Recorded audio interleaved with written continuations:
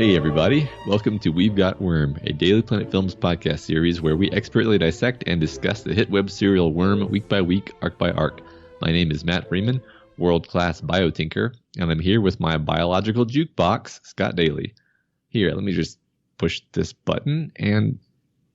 I love you, you love me, and as you said, this is a podcast where you... a worm expert guided me, a first-time reader. That's people got to hear me sing beautifully. Yeah, that was lovely. It was, with headphones on, you can hear your voice, like, perfectly, like other people hear it, and it's like, yeah, I should have been singing. I should have been doing that. But yes, this is the podcast where you guide me, a worm expert. Or no, you are the worm expert. I am the first-time reader as we read Wildbow's world of superheroes, supervillains, and everything in between as I inspect, interpret, and even speculate on what the story is and where it is going. This week, Matt, we're covering Arc 25, Scarab, and this one is all about time. Yeah. I think I want you to share your insight into what the Scarab means, because we talked about this between ourselves before, and I was like, I don't really know what... Even after having read the arc, I wasn't sure what Scarab meant, but you had a really good idea. Yeah, I wasn't sure either. I basically just started Googling scarabs and finding every bit of information about scarab beetles I can find. And of course, the scarab is a sacred bug in ancient Egypt. I think Ra has many different forms, but one of the forms of Ra was Khepri, who was like the morning manifestation of Ra, that is a scarab beetle that pushes the sun across the sky. So my guess, and I don't know if this is true, that's a symbol for the passage of time, which is something that's very key to everything that's happening throughout this arc. I mean, we have the Endbringer, whose power is to literally create zones of time bending. We have our big time jump that happens, and that we have the big time jump that I think goes over a year and a half. But throughout the arc, there's weeks that go by and months that go by between chapters, which is something that the story has never really done before. We've had a little bit of jumps, but nothing as substantial as anything we see in these chapters. Yeah, and we also see a lot of time jumps even in the interlude in parallel with the time jumps that we're seeing in the main plot line, which is unusual. Yeah, and of course, on top of all this is that ever-looming countdown, that time counter towards the end of the world that is kind of coming center stage here as Taylor gets situated and then decides that she needs to start planning not to save one single person, not to help her people in her city, but really moves towards preventing the end of the world, or at least preparing. Yeah. There's a lot of really interesting stuff this arc that I'm excited to get to. Yeah, I am too. This was definitely, I would say, not my favorite arc that we've covered. There's some stuff that I think we're going to talk about that I think works better than others. I think we're going to have a big, long conversation about that big time jump, which I think is unsurprisingly a controversial decision. I think anytime you make big time leaps in stories, it is a controversial decision. Some people like it, some people don't. I think there are things that it does very well in here, and there are other parts that I don't like as much. But as with anything Worm, even if I have large, not great things to say, there are still moments throughout every single one of these chapters that I see incredible work that is engaging and fun and really exciting, and it's great to talk about. Yeah, there are definitely a few points in here that surprised me, and in terms of taking the story in a direction I didn't think it was going to go. And we'll talk about those specifically as they come up. But that's always delightful when you think you've got a handle on a story and it throws you a curveball. Yeah, absolutely. All right. So in terms of announcements, first of all, Worm, the prelude run up to Worm 2, or actually Parahumans 2, more correctly, has begun. The first prelude, I suppose we can use the word chapter, snippet, whatever it is, has been released, and I have read it. Scott has not, and I'm going to. There was nothing that could stop me. So sorry. I think we had about a 30-second conversation that was like, should you read it also? And we're just like, yeah, might as well. I gotta just keep it the way it is. There's a whole conversation that Taylor has with the director of the PRT that's like, you're not going to listen to me when we make compromises, so might as well just let you go and just plan for it. So that's what we did. That's what we did. Right. I mean, just think, Scott, I could have been spoiled if I hadn't just read it. That's true, because there's been no threat of that happening to me for the past 6 months. No, but now we're talking about me, Scott. Me. Okay, I All see. right. I see. Yeah. Okay. And then our next announcement is that we're beginning the second fan art contest. So this is our quarterly fan art contest that we do for Worm. And the theme, we put it up to a vote on Twitter, and the theme that was chosen by majority, although I think there were a lot of people liked all the different suggestions. Yeah, it was pretty close. Yeah, was Dr. Yamada Saves the World. And you can pretty much interpret that however you will, because we sort of intentionally chose kind of vague phrasings. The artwork is due on Wednesday, November 22nd by 11:59 p.m. That's the day before Thanksgiving. So I don't think we've officially put a post out. It's not that I don't think. I know for a fact, as of the time we're recording this, we have not put the official post announcement out yet. But by the time you're listening to this, that will be out. You can go to dailyplanetfilms.com and check that. Check all the rules and instructions there on how to send that into us and everything. I'm excited about this, Matt. I like that our theme is broad, but would you say it has breadth and depth? Would you say I would say that's a fair thing to say. Also, say goodbye. Okay, that doesn't really make any sense. Okay. All right, let's move on. All right. So comments and questions from last week. So we had this was just a question, I guess, that we wanted to address because we both had some kind of thoughts and reactions to it. This is from an email from 1-2. And the question is basically why were Imp and Regent at the Behemoth fight in the first place, since both of them have powers that have, Regents have sort of proven to not be very useful against Endbringers, you could say, and Imps haven't been tried against an Endbringer, but don't sound particularly useful in an offensive capacity. But I think we both had kind of answers to why they would be there. So what do you think, Scott? Yeah, I mean, the easiest answer is because the book said so. But I mean, I think, first of all, I think Brian as a leader is not very good at telling people where they can and can't go, especially when it comes to his sister, who he has been really hard to control. He's tried to be really strict with her. So especially Imp, you get the idea that she was going to come no matter what, and her power allows her to sneak on the ship and come anyway. So I don't think there was any stopping that. But I also think that it's not just people that can battle directly against the Endbringer and can use their power directly to do damage. I mean, there's a lot of support things going on here. I think there are ways that they could absolutely help throughout this battle. And there are ways that they do, obviously. So, I mean, I think Gru probably would prefer his sister not to be here, but I don't think he would have been able to stop that at all. Yeah. And I feel like as for Alec being there, this is yet another moment where if you just interpret Alec on the surface level as he's just a lazy kid who's trying to avoid responsibility, then yeah, Alec wouldn't be there. But the fact is that is not who Alec is. He was someone who fought Leviathan before, and he's really somewhat devoted, actually. I would say very devoted to these people who've kind of adopted him, his teammates.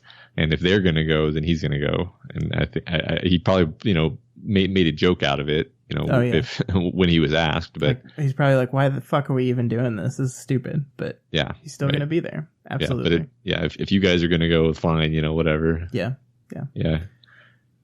So yeah, that's and plus they didn't know that Imp's power wouldn't work. If Imp's power had worked, then she could have snuck around and probably saved some people. So yeah. So then moving on, so King Bob 12, champion of Alec, wrote a wonderfully detailed and beautiful tribute to Alec over on the Reddit, and it's fairly long. We're not going to read all of it, but we did pull a couple of paragraphs.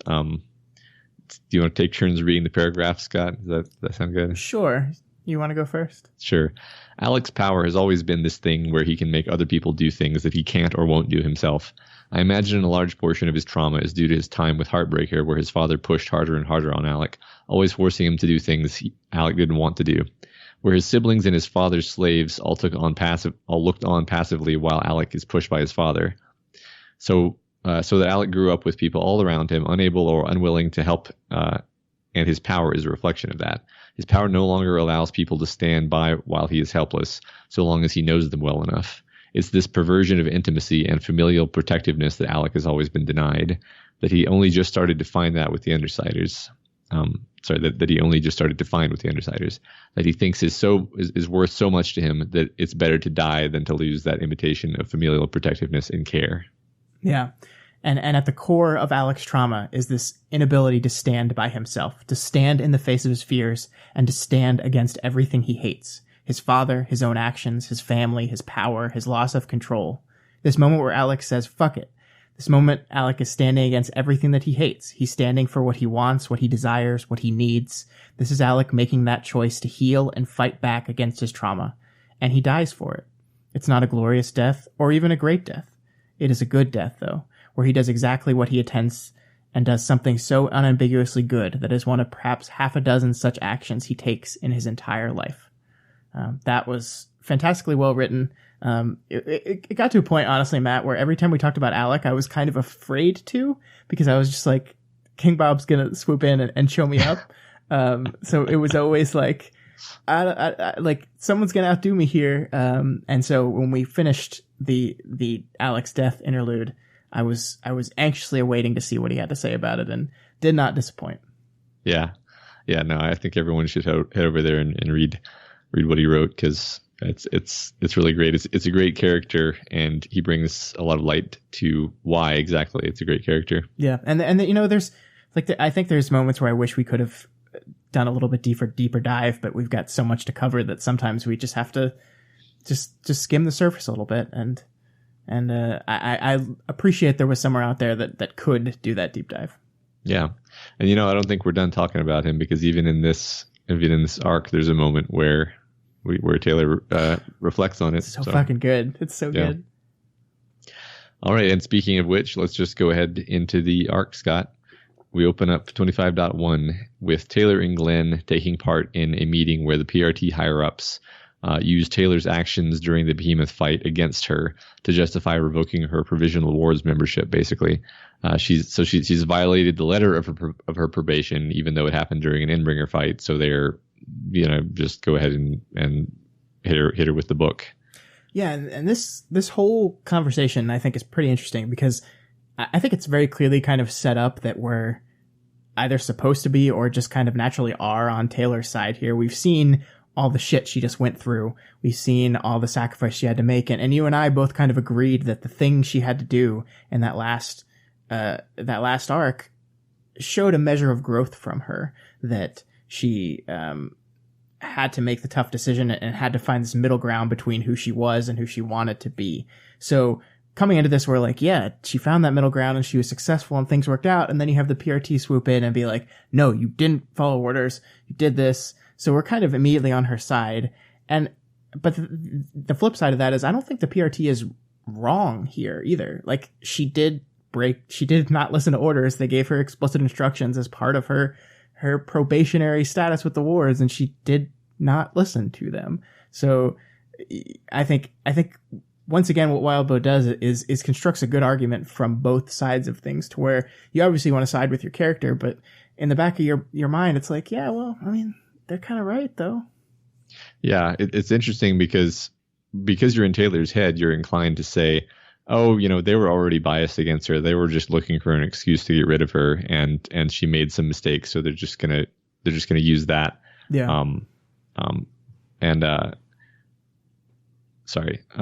But actually, I think in reality, Glenn is there to basically tell her after the fact that, hey, you could have made friends with that guy. This didn't have to go the way it went. And that's good for us to hear as the readers, because we were we tend to be too much in her head, and to hear Glenn say like, hey, not only do I disagree that he was biased against you, but actually you could have totally turned this around. Right. Yeah. There's definitely a feeling that because these are the authority figures, because the PRT, they are against her. But you're right. We don't get any real tangible evidence of that at this moment. Now later, once she's made enemies out of all of them, they are very specifically trying to hampen the things that she do and check her. But right now, they're just like legitimately concerned about this serial murderer who is now working on their team that seemingly cannot follow orders. Yeah, right. So yeah, she kind of tunes out during this discussion and then tunes back in when they start discussing the birdcage. And she's kind of terrified that they're talking about sending her there. But then she realizes that they're talking about tapping the birdcage for access to strong capes who they want to use against Endbringers because they feel like they need it. And they say that the rationale for indefinite detention has been getting weaker. Yeah. And this is another indication of how rough it is for me to like the PRT, because every time I'm starting to understand them, they're in the middle of chastising Taylor for associating with a bad guy and helping him do a thing that could have gotten people killed without authorization, and now they're talking about like doing the exact same thing. Like Taylor, bad. Like, you don't associate with that madman.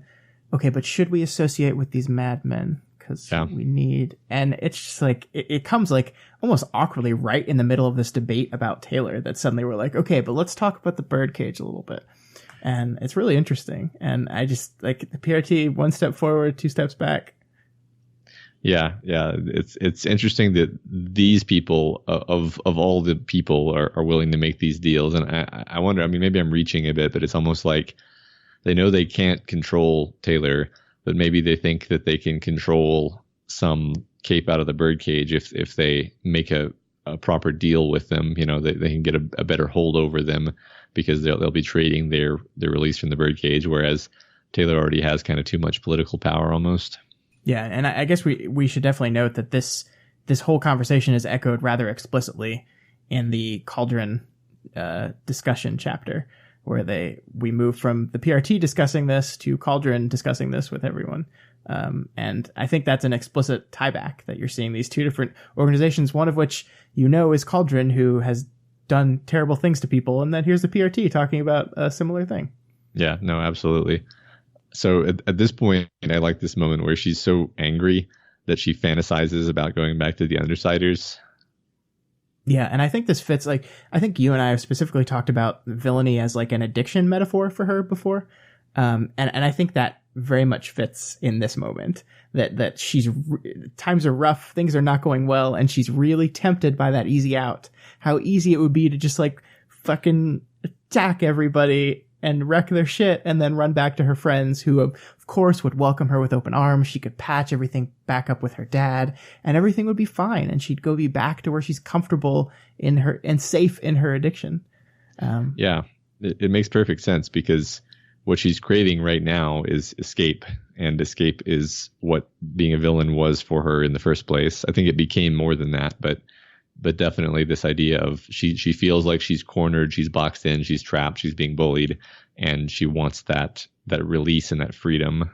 Yeah, but she doesn't do it, does she? Nope. She doesn't do it. She specifically states to herself, that wouldn't get me anywhere. Mm-hmm. That's character growth right there. So she just patiently takes what they tell her, right? Yeah, that she doesn't do any other kind of action, right. any kind of insidious planning at all. No. Yeah, no. We're skipping ahead a little bit. So first, they discovered the costume that she was secretly weaving in her prison. Yeah, which basically is the start of several beats where Taylor's basically like, I only broke the rules when the Endbringers were around, and that doesn't really count. And the PRT's like, well, no, because like you did this. And then you did this other thing, and then you did this other thing. Right. And like, it's, she doesn't really have anything to say about it, because she's like, oh shit, you know about that stuff? Yeah. Right. But it leads to this moment where they basically declare, you're dangerous, Taylor, unpredictable. You're deceptive, clever enough to come up with tricks, but not clever enough to stick to the straight and narrow from the beginning. Armstrong said it himself. You're good at manipulating people. And I think it's funny because Taylor's reaction to this is not, nuh-uh. It's not as good as I want to be. Yeah. Like if I was good at manipulating people, then we wouldn't be having this conversation. Yeah. Yeah. It's worth pointing out on top of all this that she's physically and mentally exhausted too, because she hasn't really had a rest since the flight from New Delhi. It's also really taxing to continue pretending that she's not devastated about Alec, right? Boom. Got her. Yeah. Got her. Count it. And this, she kind of loses her patience and goes, physically exhausting too, I said, not taking my eyes off the chief director, running around fighting Behemoth while you guys sit on your. Glenn shifted one leg under the table, pressing it against mine. A nudge, not overt. If Glenn just had like a pocket Taylor around, just like nudge her whenever she starts doing something inappropriately, yeah. I think the world would be much better off. Yeah, a little voodoo Taylor. Yeah. Yeah. They fire Glenn at that moment, which doesn't surprise him at all. Nope. And then they broach the idea of pressing charges against Taylor, which makes her fairly angry. So what's happening here is all these non-Cape PRT people are explicitly undermining Chevalier's new Protectorate vision while he's convalescing from his Cody injuries. Yeah, and I think that's once again showing this central disconnect at the core of this organization, that you have the PRT and you have the Protectorate, and they're supposed to basically be this one thing with one overseeing the other, but they continually contradict each other. They continually work against each other and plot against each other. And it's no wonder that this organization is disorganized.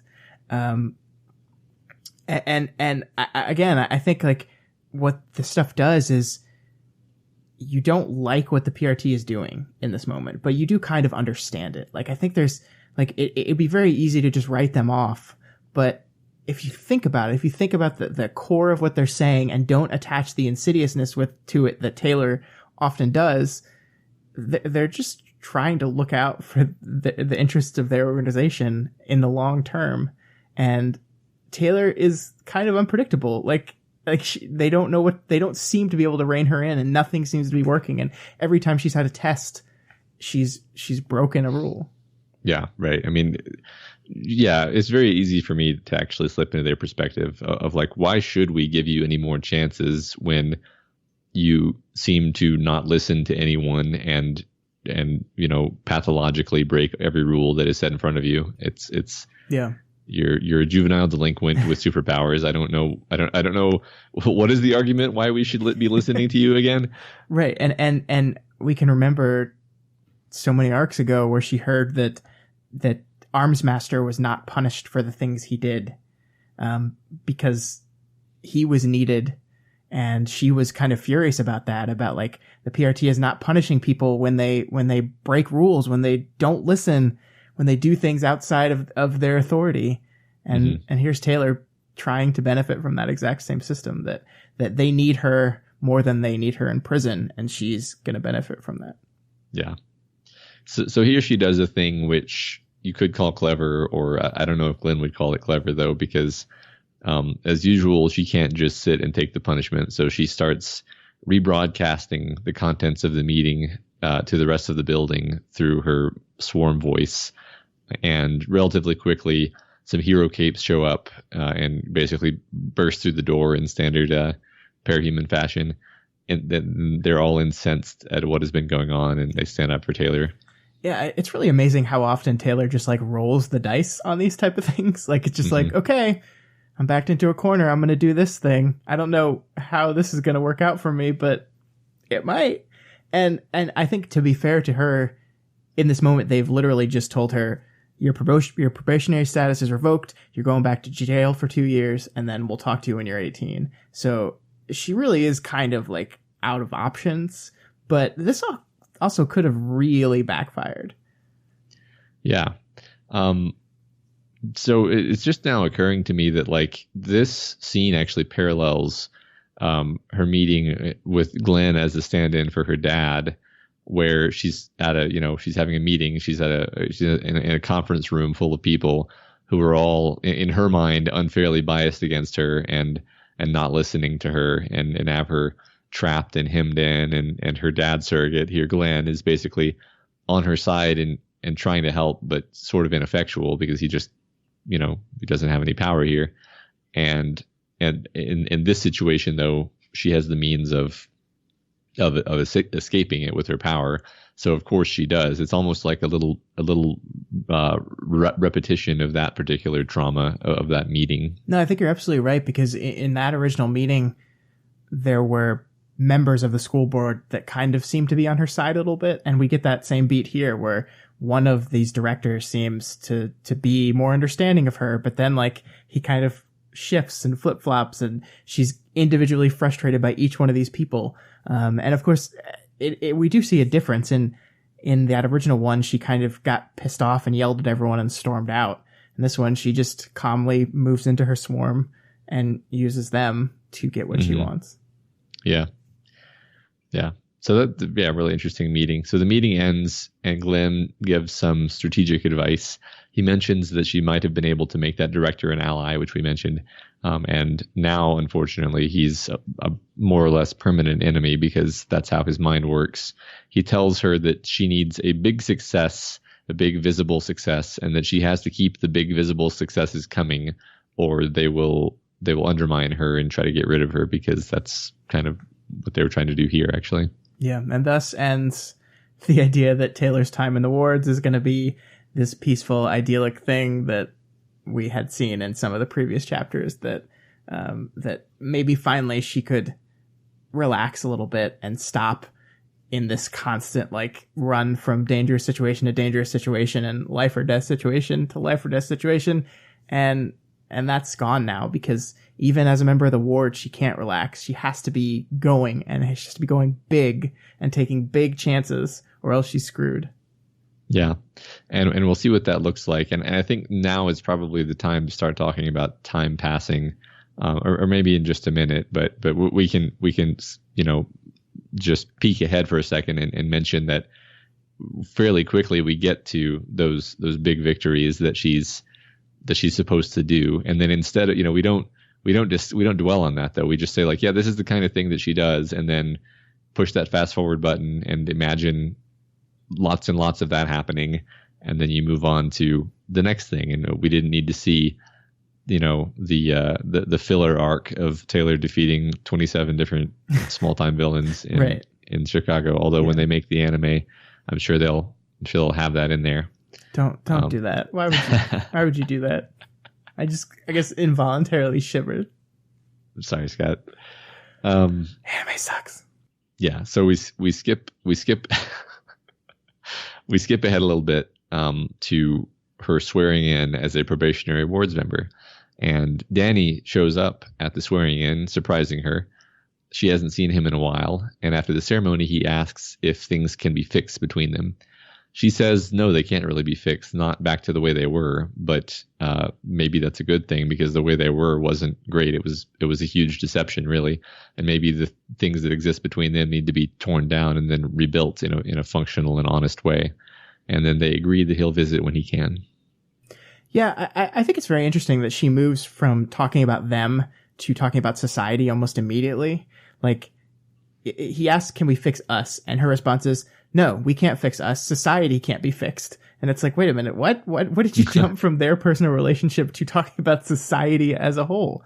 And I think this is a very interesting interpretation, because she's using the definition of the word fixed as literal as possible, which is just, our relationship is broken, so we're going to fix it and return it to its exact same form.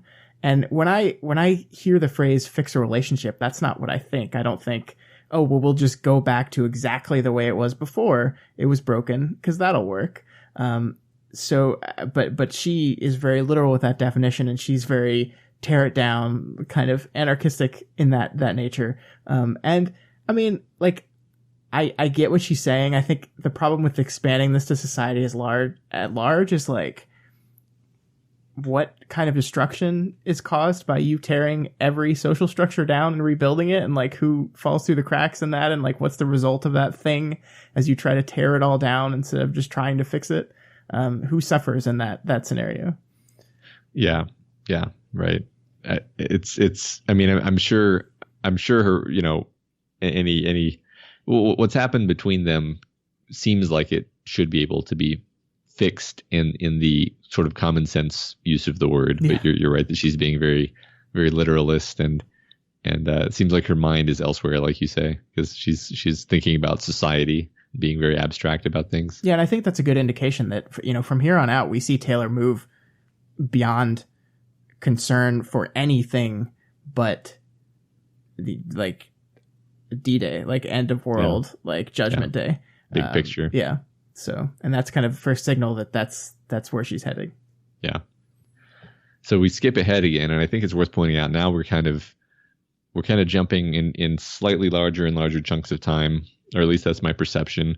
We skip ahead to Campanile giving her the rundown on the facilities at the new Chicago Ward's HQ while she tries to avoid looking at his superhuman package.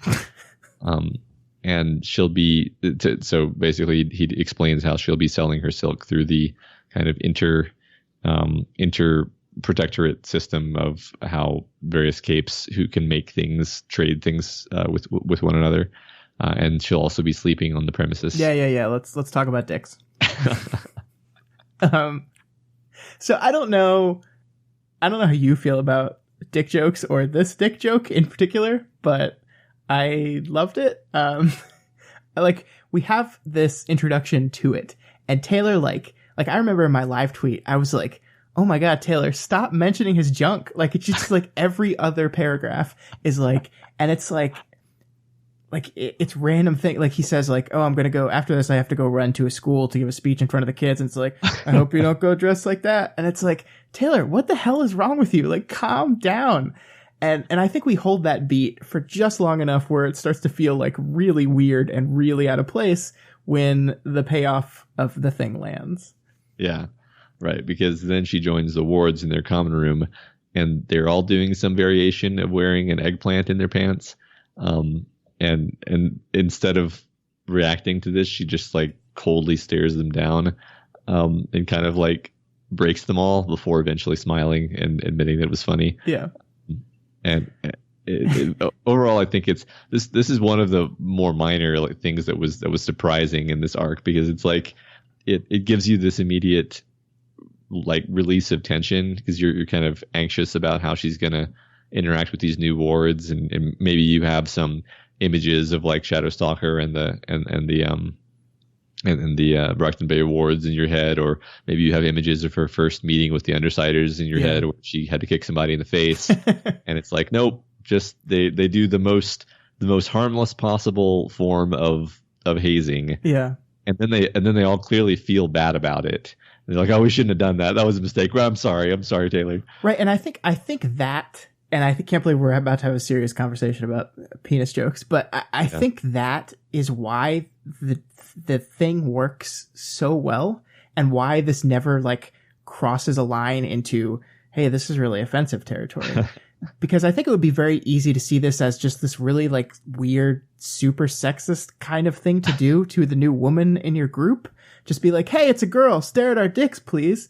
But the text kind of directly addresses that by having them all kind of standing around after the joke finishes, being like, that was kind of weird that we did that, wasn't it? And it's like this idea that, hey, this thing that you're a bunch of dudes planning together in another room and then executing it are like two really different things. Right. And the joke ends up turning and being at the expense of the guys doing this rather than at Taylor's expense specifically. And that turns it from being this borderline offensive thing to you're just laughing along with these idiots who thought this would be a good idea and like are clearly embarrassed by it. And I think that's why it works the way it does. Yeah. And I do actually think that it serves as a way of showing some character growth from Taylor, because there's a chance that Taylor circa a few months ago, if this had happened to her, would have been like, fuck these guys. Like they don't accept me. They're already bullying me. And it might have done what Golem was thinking and been exactly the wrong thing to do to her. Luckily, she's moved a little bit past that in her journey, and it's not like the most offensive thing in the world to her anymore. Yeah, no, I think you're absolutely right that she gets out of this just able to kind of like laugh it off and shrug it off and then go sit down and think, okay, this is my home now. And then these are my people now, for better or worse. Yeah. These guys who put things in their dick. And then like the beat where like they make Golem like use his power to put something on the one that's in Wanton's pants. It's like, God, it's so good. It's so good. It's so different from what we've seen in this book. Like this level of comedy is very different. And I think that's one thing that the first 3 chapters of this arc kind of do in general is there's a lot of funny kind of absurdist parts in this. And I think that's very intentional. And we'll see why when we get there, but it's different and it's refreshing and I liked it.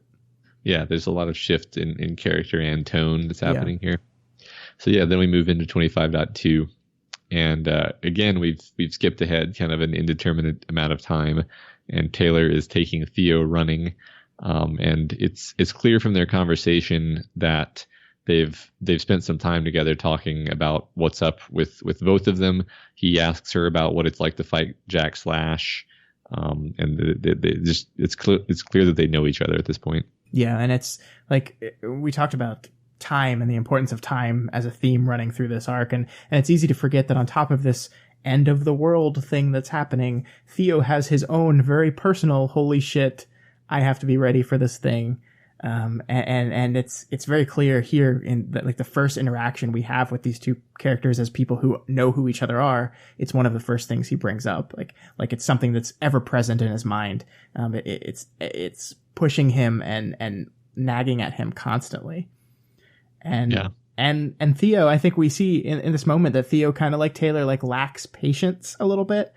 He's got this looming thing over his head, and he knows he has to get better. He has to get faster and smarter and stronger as soon as possible. And like Taylor's like, no, this is going to take some time. Like just the jogging is a metaphor for that whole thing where like they've been jogging. I think it's like 6 weeks now, and he's made incremental but slow progress. And she's just like, look, this is what it takes, and this is what you have to do. And he understands that, but it frustrates him because he's terrified of failing. Yeah, definitely. So, but you're right. Like, I think the thing that stands out here is that he's really pushing himself consistently really hard. So after their run, they get back and then they spar. And Golem, so I don't remember how much, or maybe he's changed his costume since the Behemoth fight a little bit. I'm not sure, but so he has this fan of materials on his costume that he uses to basically stick his hands into, and then he can create hands out of almost any surface that happens to be around that matches those materials on the fan.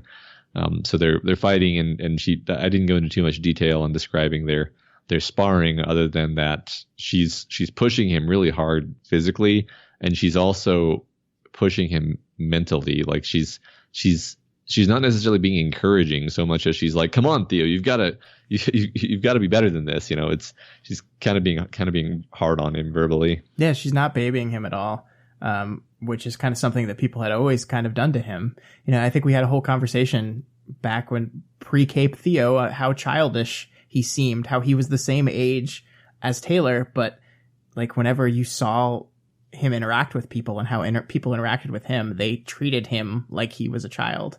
And this is fundamentally different from that. Mm-hmm. Yeah. I love the fan of material idea. I don't think we ever get any confirmation, but that seems so smart that part of me thinks it was Taylor's idea. And of course, somebody else probably implemented it. I don't think she made it herself, but it just seems like a Taylor thing. Like, oh, well, you just have this little expanding fan of material, and then you can do anything. It just seems very Taylor. Yeah, I agree. But we haven't seen training in such a long time in this story. Like the last time I can think of is really Taylor sparring with Brian, way back a long time ago. And that one was just a session to demonstrate the oozing sexual tension between these two characters. And so I think we if you compare that to this one now, we've seen Taylor go from the trainee to the trainer, and she's training him in a very similar way. Like Brian really did not hold back on her very much at all either. Like he really pushed her, and she's doing the same thing. So I think it's a good callback to that. Yeah, I agree. Except I think they weren't using powers. No, it was specifically just fighting. Yeah. Right. But I don't think she's holding back with her powers here either, is she? No. Yeah. It's like escalation. Yep. But I mean, I think you're going to learn to use your powers a lot faster if you're practicing them that way. Yeah, that's true. So yeah, it turns out I think I lose track of time here actually, but basically an Endbringer attack is now suddenly in progress, and the Simurgh is attacking a jetliner over the ocean, which is everyone is kind of surprised. And only natural flyers are invited to the fight, so Taylor can't participate. And basically, her and the other wards just watch on TV as the Simurgh dodges around the plane, and then starts to defend the plane from the heroes. And finally, Eidolon destroys the plane, and now everybody just gets to wait to find out what the terrible fallout of this event will be.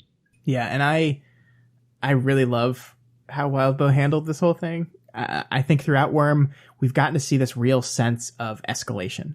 We've talked about that so much, that things are just getting worse and worse. And if there's ever like a moment of victory, well, things are just going to get worse again. So there's this, both we and the entire world have this expectation for the next time an Endbringer shows up, that it's going to be twice as bad. Like in the back of my head, I almost speculated on this. I was like, I bet 2 show up at the same time or something like that. The reality is much worse, but we haven't gotten there yet.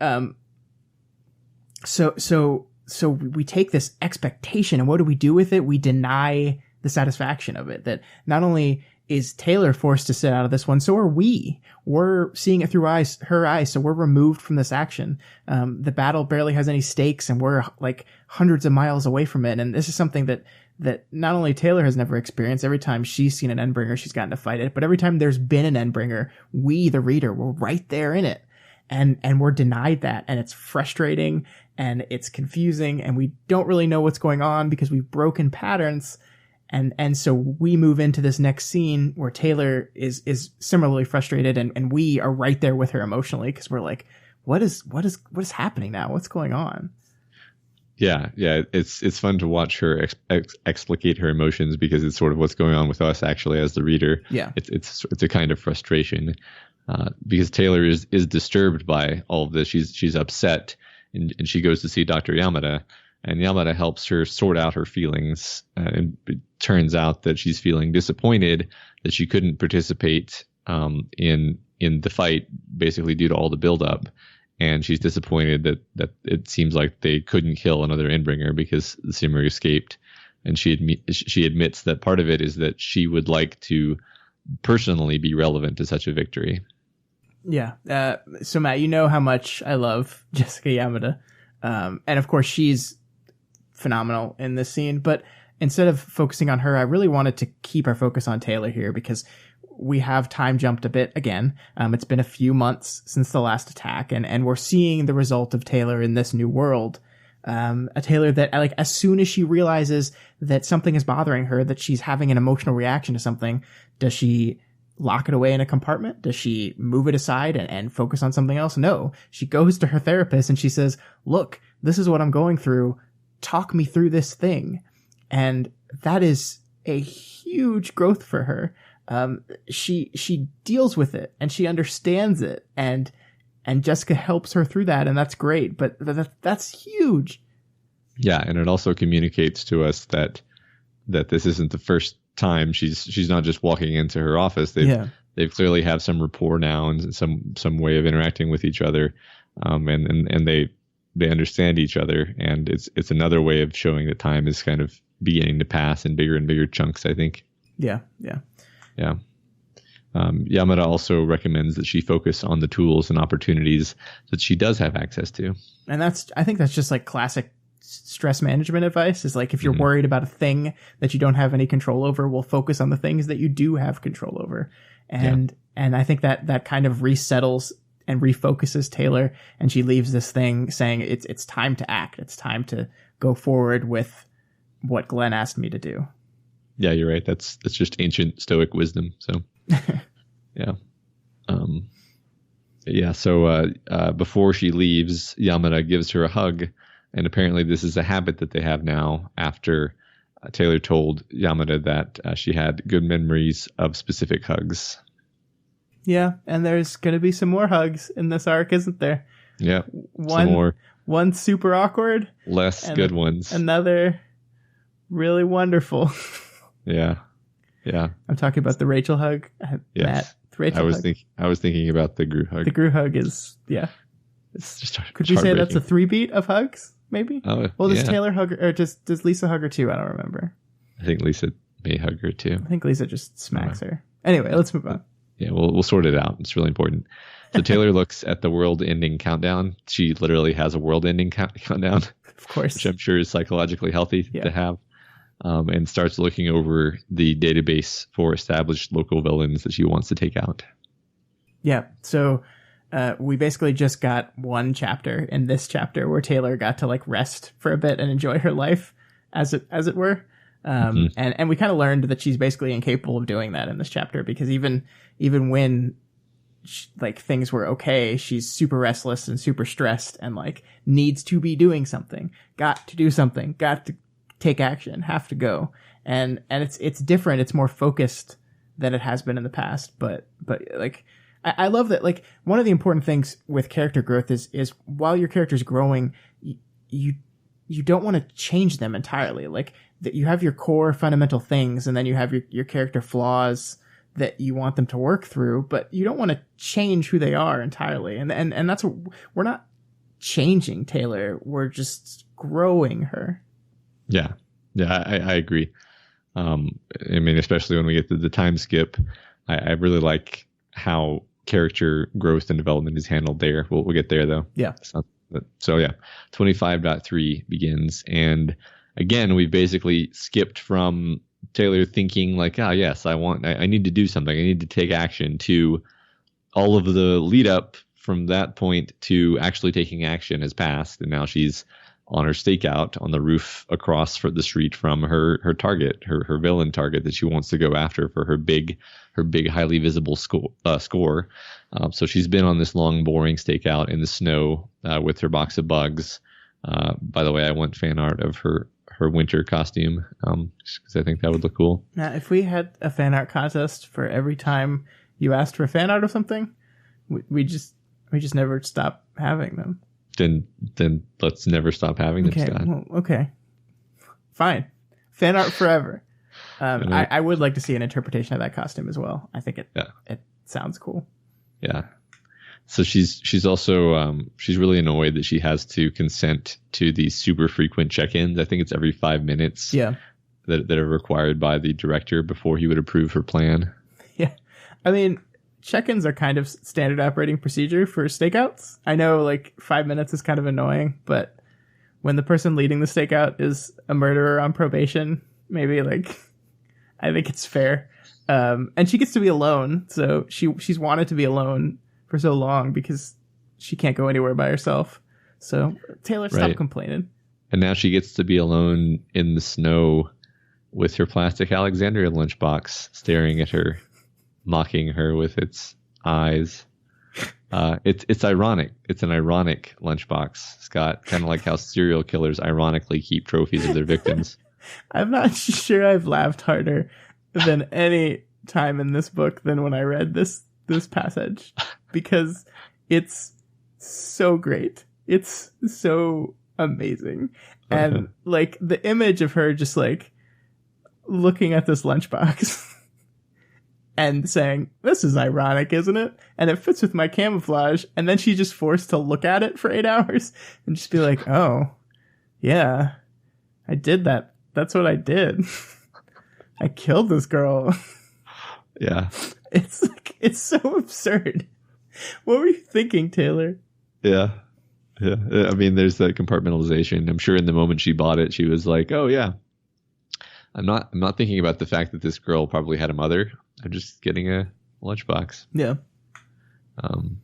Yeah. So, needless to say, all that time aboard her rooftop is driving her nuts. And we learned that she's been spending her time writing letters with her bugs, and then mailing them with her bugs. Which is insane. Yeah. I don't even know. I couldn't even think of how you would work that out. How would you, Like, are you dipping the bugs in ink and then like having them crawl? Like, what does the font look like of those letters? Maybe she just uses manipulates a pen with them. I don't know.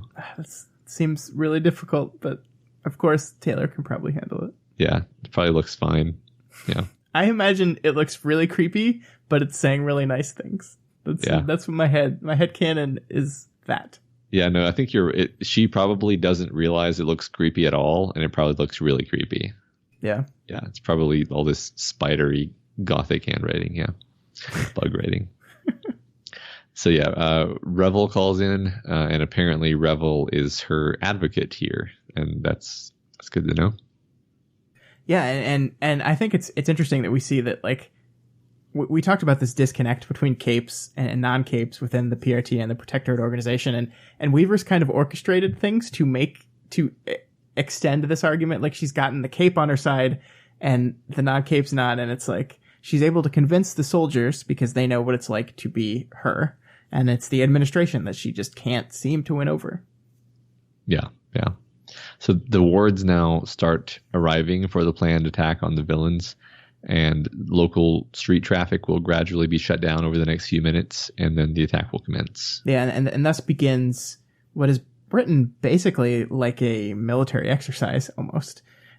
We've seen coordinated attacks in this book before, but I don't think we've ever seen something with like the level of precision and organization that we see here. I think it's really fascinating to dive into the text here and just observe how differently written this kind of stuff is from a lot of the other action sequences we've seen.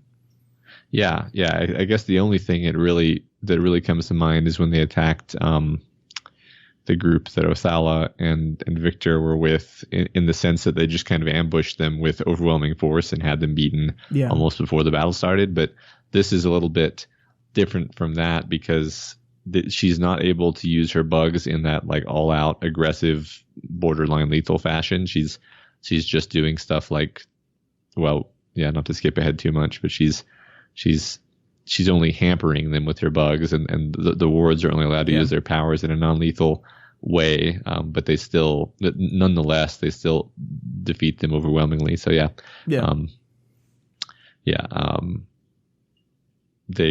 Weaver's swarm starts to emerge, and she's been organizing it all day in the surrounding buildings, and she breaks in the front door, and then she sends her bugs into the air ducts of the apartment building, which she has a beat of nostalgia about the boardwalk. Kind of, she's basically spying on these villains and thinking about what it was like to live that way and remembering it fondly.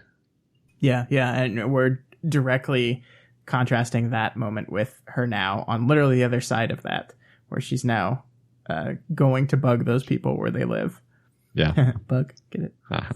Bugs.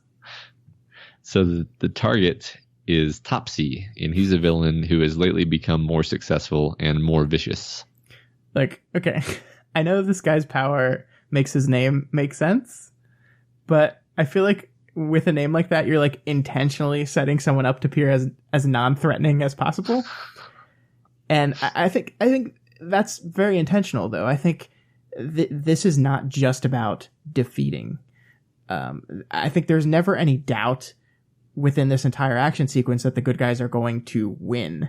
I think the stakes are how they're going to win, and if Taylor is going to get in trouble for breaking the rules again. Yes. And I think like naming this guy Topsy and making it this kind of silly kind of name, I think just reinforces that this is not an Endbringer battle. This is not a battle against a lethal, terrible foe that's going to kill you in a moment's notice. This is something entirely different. Yeah, I agree with that. It does become, for me, a little bit tense when Watch shows up and everyone's kind of like, uh-oh, this wasn't what we planned for. Yeah. And some of them even want to abort just because Watch is there. But I think Taylor's confidence is actually justified because she knows what she's doing. So yeah. So the bugs make their way into the villain's apartment, and they start tying all the winter wear together, cutting clothing apart, smearing capsaicin on things, stealing and hiding phones.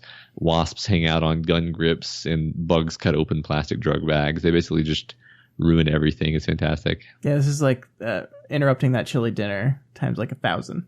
Yeah. 1,000. Yeah. I had chili today, Matt. It was delicious. Yeah. It's pumpkin chili. Oh, that sounds really good. Yeah. I want some. So Tecton, Grace, Annex, and Cuff are all going to be the wards who end up helping her out, and so as the villains figure out what's going on and then try to flee comedically, Weaver is able to listen in on their whole exit plan and then orders spike strips put in their planned exit path, and Annex deconstructs the staircase under them as they walk. So there's all these almost like Home Alone level, like the bumbling villains are trying to escape while dropping all their drugs down the stairs and making their way to the garage, and then spike strips immediately taking out to their vehicles before they even get anywhere. I think it's delightful. Actually, it's just a fun little beat down, at least for this part of the battle. Yeah, I mean, and it's like you're just like watching people who are good at their jobs be good at their jobs, and everything's like going according to plan. And sometimes it's fun when you just see someone lay out a plan and everything's working and they're like, they're 10 steps ahead of everything and things are going great. And it's just kind of fun to see that every so often. Yeah, definitely. But then out of the car steps Watch, the scary mercenary, a grab bag cape like circus that sums up to a scary opponent. Yeah, and of course, just because things go well doesn't mean you don't need something in a story to complicate those things. So here's our new element to make things a little more serious. Yeah, I think it makes this fight more interesting. Yeah. So Topsy inverts gravity in the vicinity of Weaver and Cuff, and they manage to hang on to a fire escape to avoid falling into the sky. And like I mentioned, it still continues to be comedic, even though you've introduced this element of Watch, because you have this thing where now people are shooting at them and bullets are bouncing off of the iron around them. And Weaver is speaking over the gunshots into her microphone, talking to the HQ, going, all good, no problem, copacetic, nothing to worry about. Yeah, everything's fine here now. How are you? No, I agree. And I think, like, I know you said that you thought the stakes get a little ramped up when things go wrong. And I think they do a little bit, but I still think this whole battle maintains this air of half seriousness where, again, it's not going to be, will our good guys win? That's not what it's going to be. It's what is she going to do, and what are the consequences of that going to be? And that's why, like, the moments of stress for me in the battle are not Taylor fighting these guys. It's every time Taylor calls in on the radio and says, no, we're good. Like, everything's fine. Every time she lies, every time the wards under her command, say, hey, they told us we can't do this. And she said, no, it's good. We're going to go. We have to go now. We have to do this. And that's the stakes to me. Yeah. I was afraid that where this was leading was she was going to get one of her wards, injured badly, probably at worst injured badly. I doubted somebody would get killed here, but I thought that would happen. And then she would feel really bad about it. And then she'd get in big trouble for it. But I think actually at this point, she's just competent enough that wouldn't happen anymore. Yeah, that's interesting. I don't think I ever thought about it being at the level of someone is going to get hurt or die. But yeah. Okay. Yeah, I think you were probably just reading the subtext more accurately, because that indeed does not happen. So the villains. So first she uses the flight pack to send Cuff up and then over the roof of the building that they're on the side of, in order to take out Mock Show's minions, which are basically telekinetically animated trucks. And then Weaver goes through a hole in the wall created by Annex so that she can ambush them too. The villains then retreat a bit, and Watch surgically kills all the bugs that she's been using to spy on them. Revel starts to push back at this point, no longer her advocate, basically telling her to pull back so the grown-ups can sweep in and handle things. And Taylor keeps insisting, no, we've got it under control. Finally, Revel agrees, only because the Protectorate can't be there quickly enough. Yeah, and Weaver's kind of whole argument here is like, what do you mean it's not safe for us? Like, you sent us to fight Behemoth. And I think this gives a really interesting window in how the Protectorate and the PRT views the wards program in general. We learned last week that the original goal of the wards was to be this safe place, this fresh start, this place where kids could learn to control their powers in a safe, supported environment, where they could maybe then potentially graduate to the big boys. But then, of course, the Endbringers come and they don't really have a choice. They have to use them because it's that, or we could possibly all die. But I still think there's a core of that general idea, that general mission statement of the wards, is that this is not supposed to be an organization that puts people in danger unless we absolutely need it. And in this situation against a villain named Topsy and his two guys, putting children in danger in this situation is not worth the risk.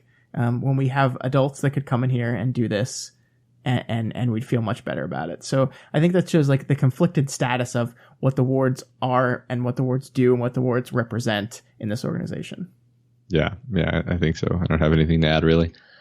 So the villains are then blocked in their retreat by the efforts of Golem and Tecton, who are using their powers in concert to block off the road. The villains flee into a nearby restaurant, and the database tells them that this is a criminal front.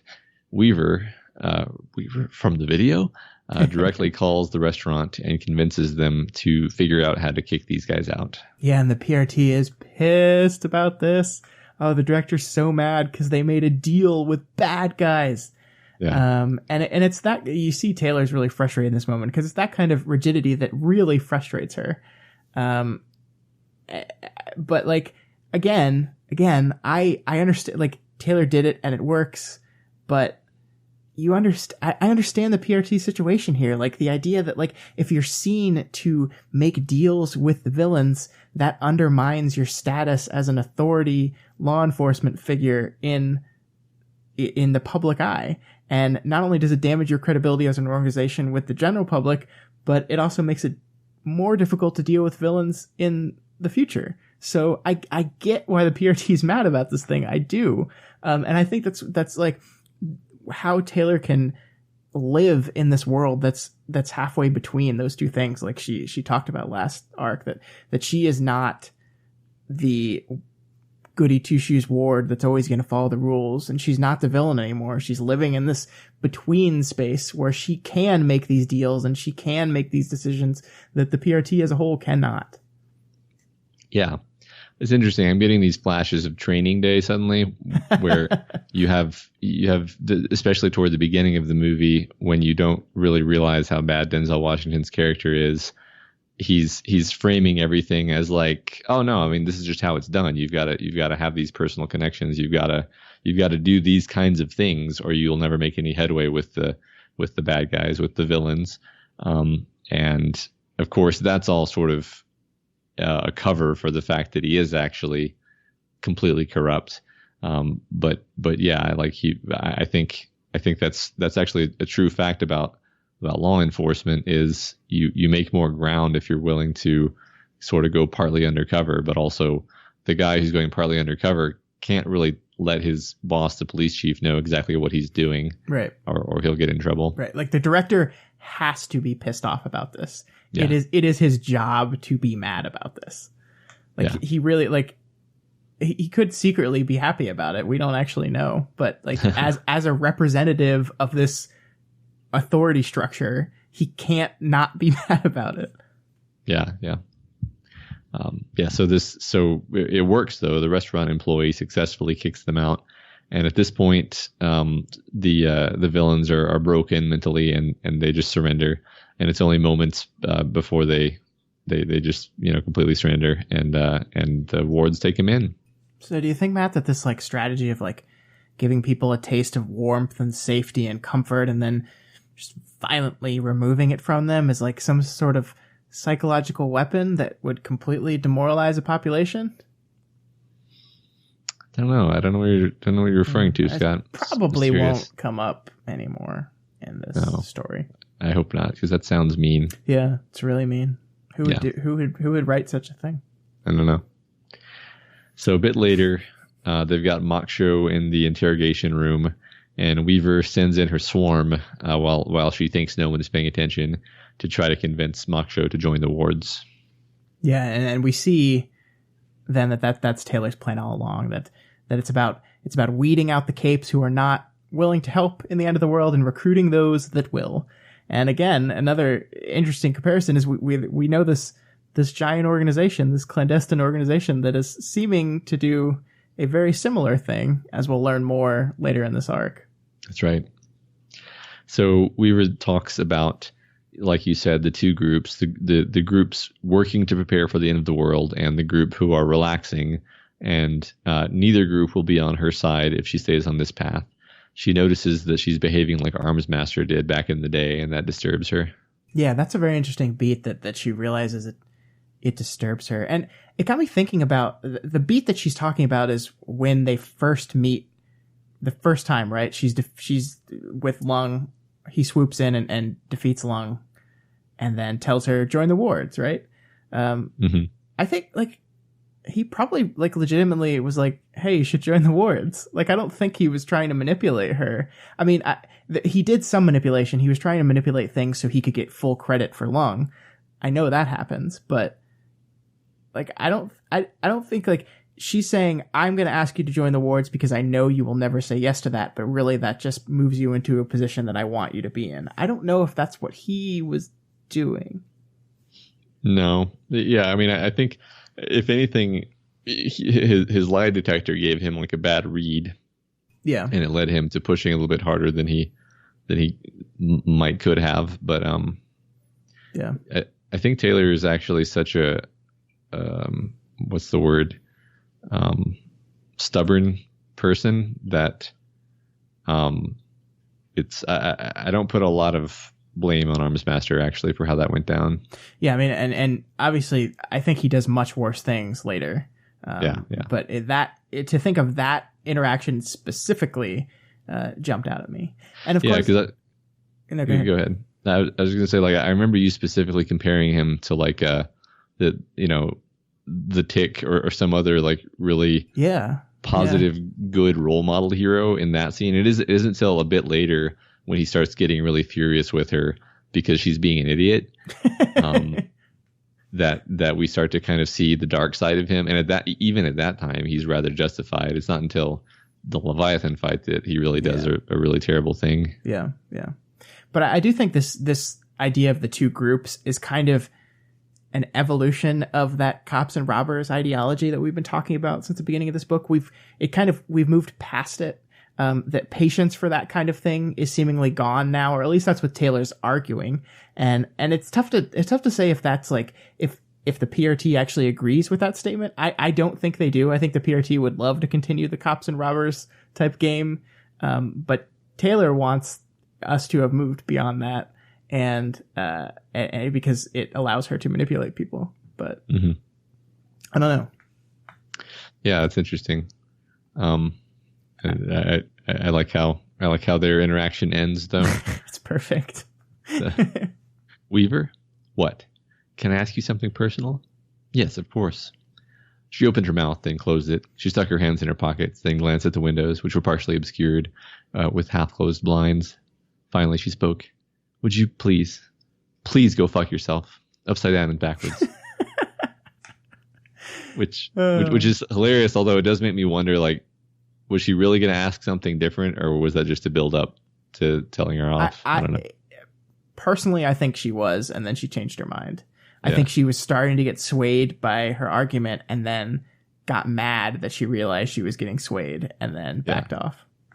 Yeah, but I mean, we don't really know what ends up happening with Macho, right? Like, no, and that's I mean, we'll get into the time jump stuff, but one of the things that I did not like was that we spent a lot of time setting up the conflicts between Taylor and the PRT structure. And, again, I'm making this critique without having read anything past this. So it's very possible that even though we jump forward 2 years, we will see the threads of these conflicts continue going forward. But it feels like we set up this thing with, like, the director here is going to be your enemy. And even the stuff we're about to talk about here in this chapter, and we kind of just drop it.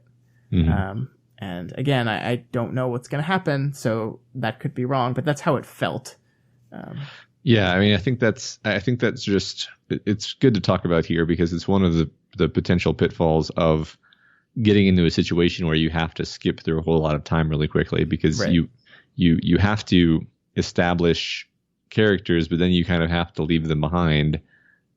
Because like we can't go at the same pace we were going at before, where we fully explore this new director and all of his issues and why he's the way he is. It's like, no, we're gonna skip ahead again, and that's what we're doing now because the main thing that we're trying to follow needs that time jumping to happen. Yeah, and I don't necessarily think that like we needed a deep dive into who this director was as a person and this continued conflict between the two of them.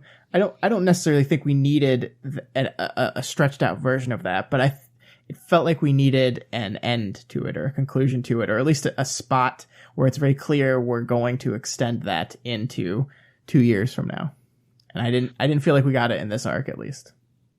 Yeah, that makes sense. I mean, definitely we're not quite to that time jump yet, but the way it's played is it's almost like he's Wildbow's play. You know, he's toying with us on some level by making us a little bit confused about what's happened and not letting us realize the time jump has happened until we're a little bit into it. But we're not quite there yet. So so the director turns out was actually looking in via the video monitors and saw what she did.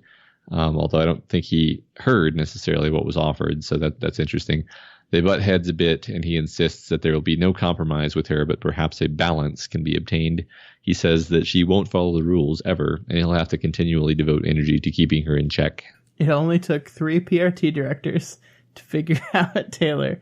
I think this is a pretty accurate read, though, that she's a person that's very quick to demand compromise, but is often unwilling to follow through on her end of that compromise. And I think this is something we've been saying about Taylor, that when she thinks something is right, is the correct thing to do, she is almost 100% convinced that is the correct thing to do. So the idea of compromising on the 100% correct move to make is absurd. I mean, and that makes sense from a logical standpoint. If you are 100% convinced that you are right, why would you give up any of that?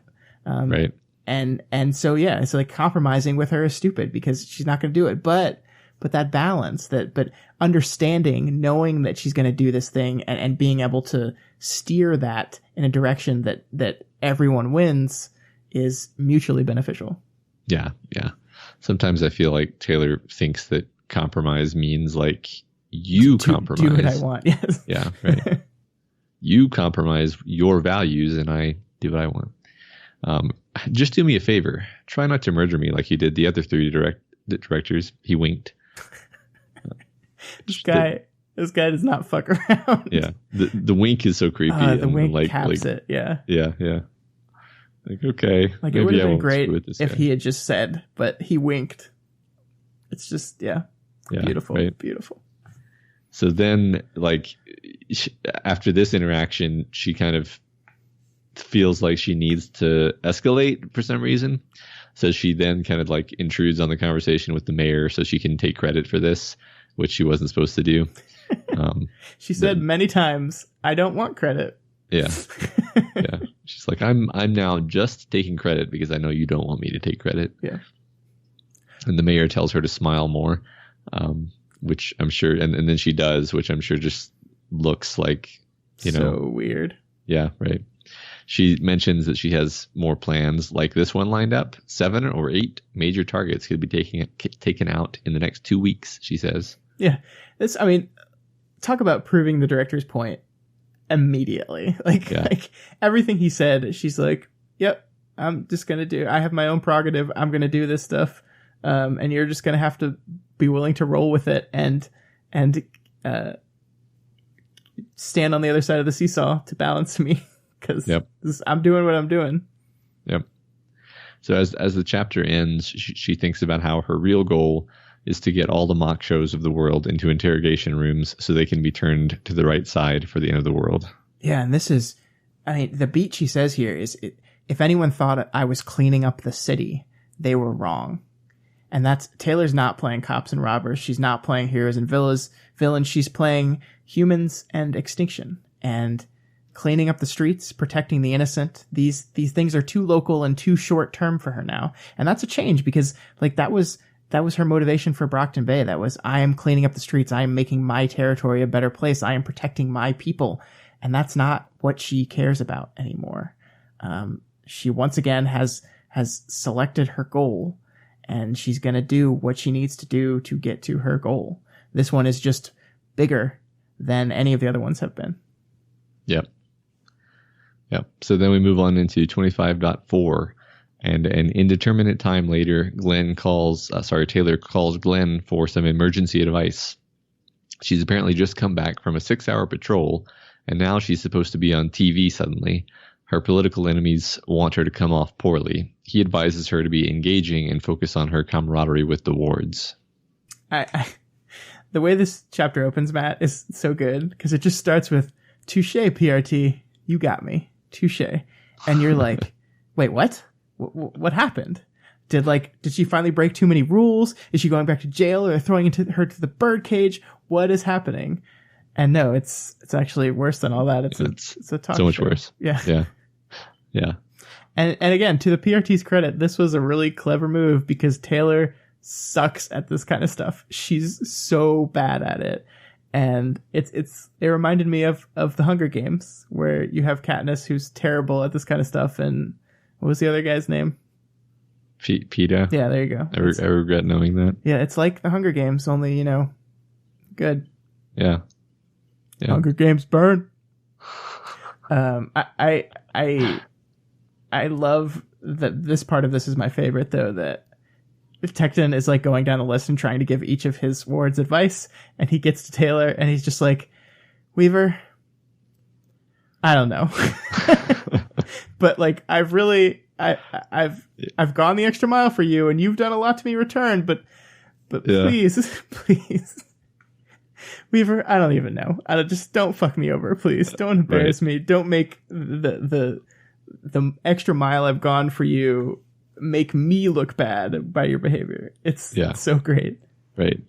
And he's almost resigned because you have to wonder if he appreciates, we've talked a lot before about how capes are all screwed up, but some capes appreciate that fact more literally than others. Like Taylor realizes that Rachel is screwed up in a specific way, and it's possible that Tecton realizes that Weaver is screwed up in a specific way too, where he's like, if they say the wrong thing to her, she's just gonna go off at him, and there's nothing I can do to stop it, and there's nothing she can do to control it. So it's another reflection of that compromise conversation, right, with the director, that Tecton understands that Taylor's gonna Taylor, and I can ask, but at the end of the day, she's gonna do what she wants to do. Yep. So all the other wards look perfect and camera ready, and they're all reacting. I like that they're all reacting to the stress of preparing for this media event differently. And then they're all ushered onto stage to talk to OJ and Coffee. Matt, I don't think it was possible for me to hate a human being as fast as I hated OJ and Coffee. I hated them so much from their names. It's like, fuck this. I hate these people. Yeah. Did we make an analogy to which one is which Endbringer? Wait, what? I mean, there's 3 of them, Scott. Oh, so that means, yeah, of course. Right. So Taylor is just absolutely peak Taylor here. The talk show hosts are just kind of being normal talk show hosts, and in her constant running inner monologue is just like, that wasn't funny. Why are these humans laughing? Like it comes off as so Taylor. Yeah, it's so great, and I want to talk about this here at the end of the chapter when we get the turn here, but this moment in particular, and all the other kind of funny beats we've had in the rest of the chapter of the arc, like, feels like we're specifically trying to hit these funny moments. We're specifically trying to make the readers laugh, so the turn digs all the more. And I think, of course, the turn happens at the end of this, which is almost like a comedy routine played out on the page, where it's just like everything's kind of going wrong. Like all these people are awkward on stage. Like I think Tecton's really the only one that's like good at this. Right. And it's so funny. Yeah. Right. Yeah. There's a few beats I have to pull out where, I don't dislike you, Weaver, Joe said. It's bugs I don't like. I'm not nervous. Thank you. Good, I said. Then, in an attempt to recover the clumsy sentence, I added, I'm glad. Can you imagine what that sounded like? Like, I don't know how long the beat between good and I'm glad was, but it's got to be seconds, awkward seconds. Yeah, I imagine it being just long enough to be off-putting, yes. Yeah, like someone else is about to start talking, and then she says, I'm glad. Yeah. And so you just mentioned that Tecton was the only one who's good at this, and I think this is very, kind of revealing. So we have are you excited? Joe asked. Oh man, was I ever starting to dislike her? I'm really excited, Tecton said. The response caught me off guard. Was he lying for the sake of appearances, or was it honest? How could someone be excited when the end of the world was nigh? Did he not believe it was coming? Whatever the answer was, I felt oddly disappointed in him. Taylor. And it's like Taylor, he's playing the game correctly. Yeah. Just give him a break. Like what in your mind do you answer correctly to the question, are you excited? Do you want him to say, excited? The fucking world's about to end. No, I'm not excited. Yeah, that's going to go real well. I'm excited about fighting Endbringers. Are you excited about this? What's there to be excited about? This whole thing is crazy. Yeah, right.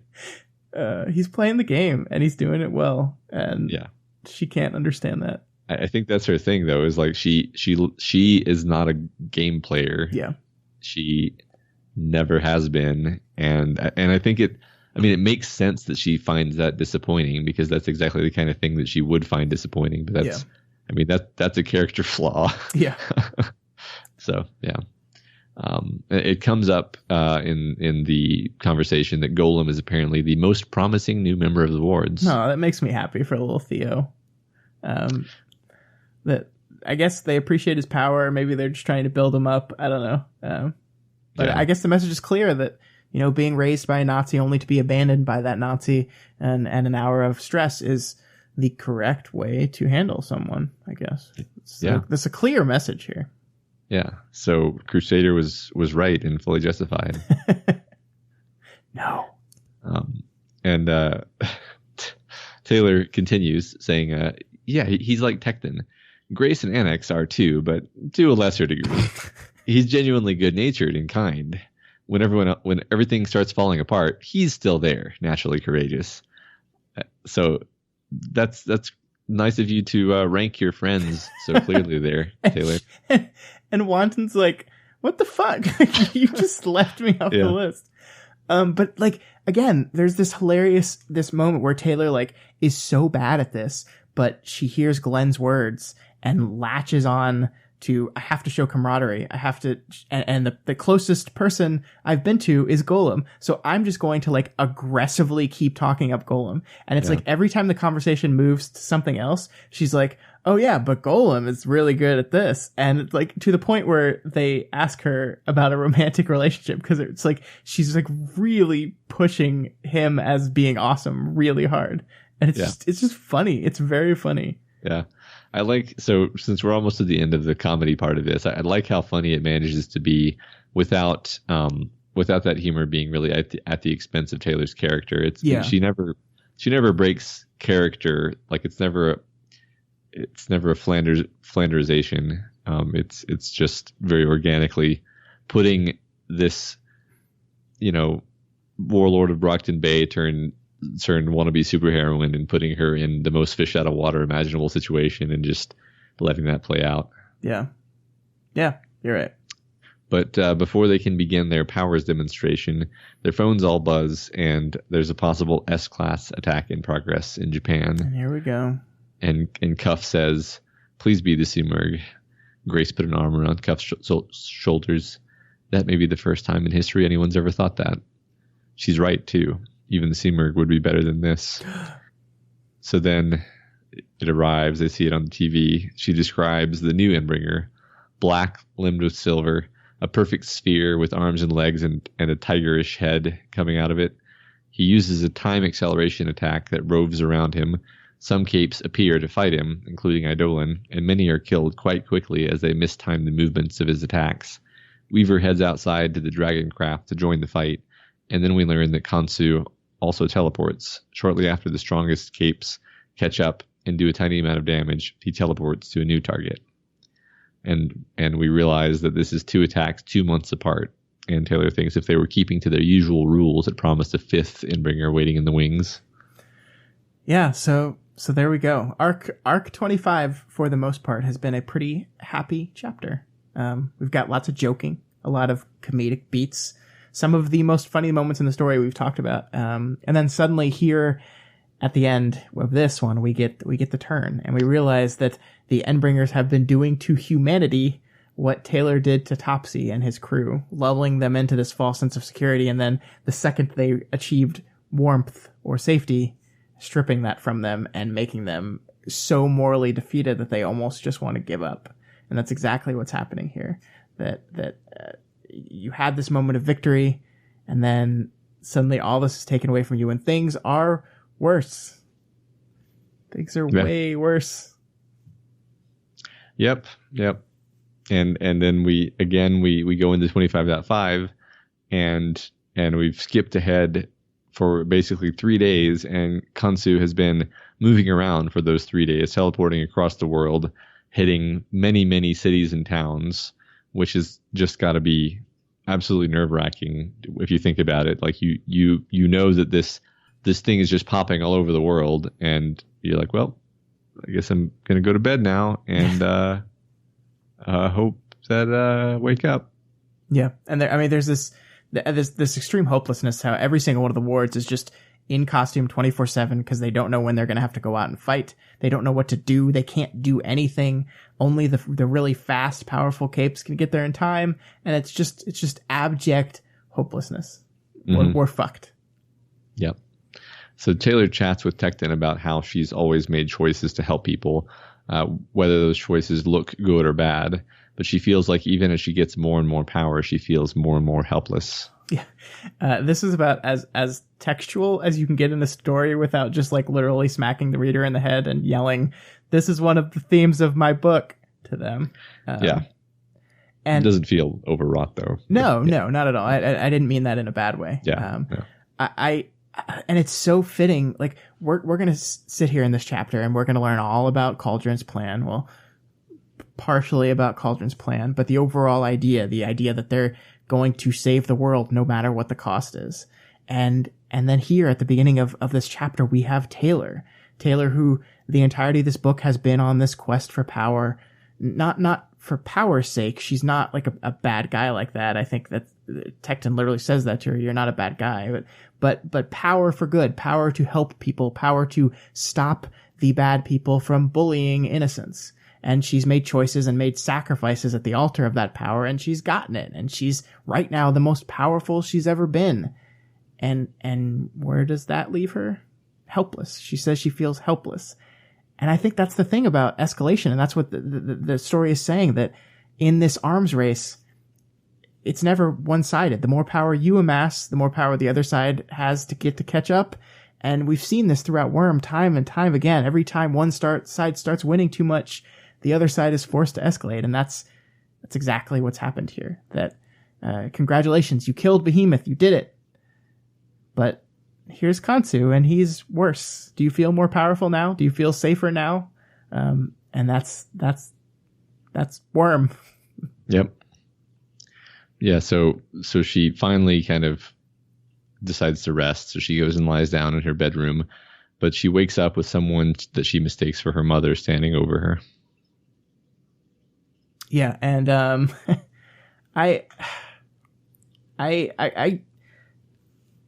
I guess I heard that this was a pretty popular fan theory for a while, that Contessa was Taylor's mom.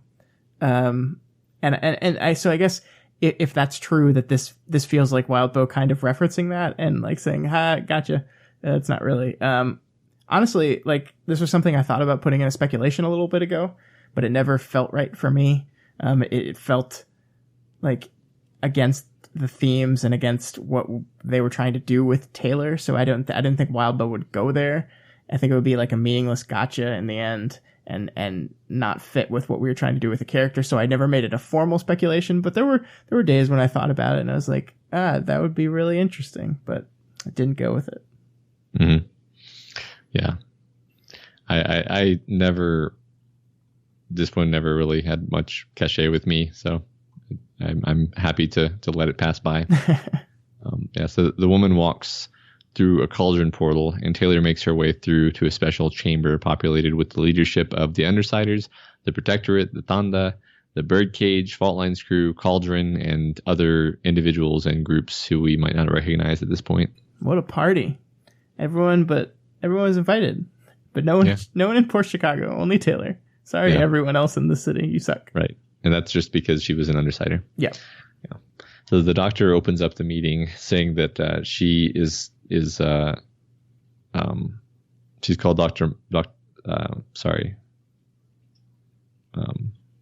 So everyone, basically the reason that the meeting has been called is so that everyone will cooperate toward the goal of fighting the new threat.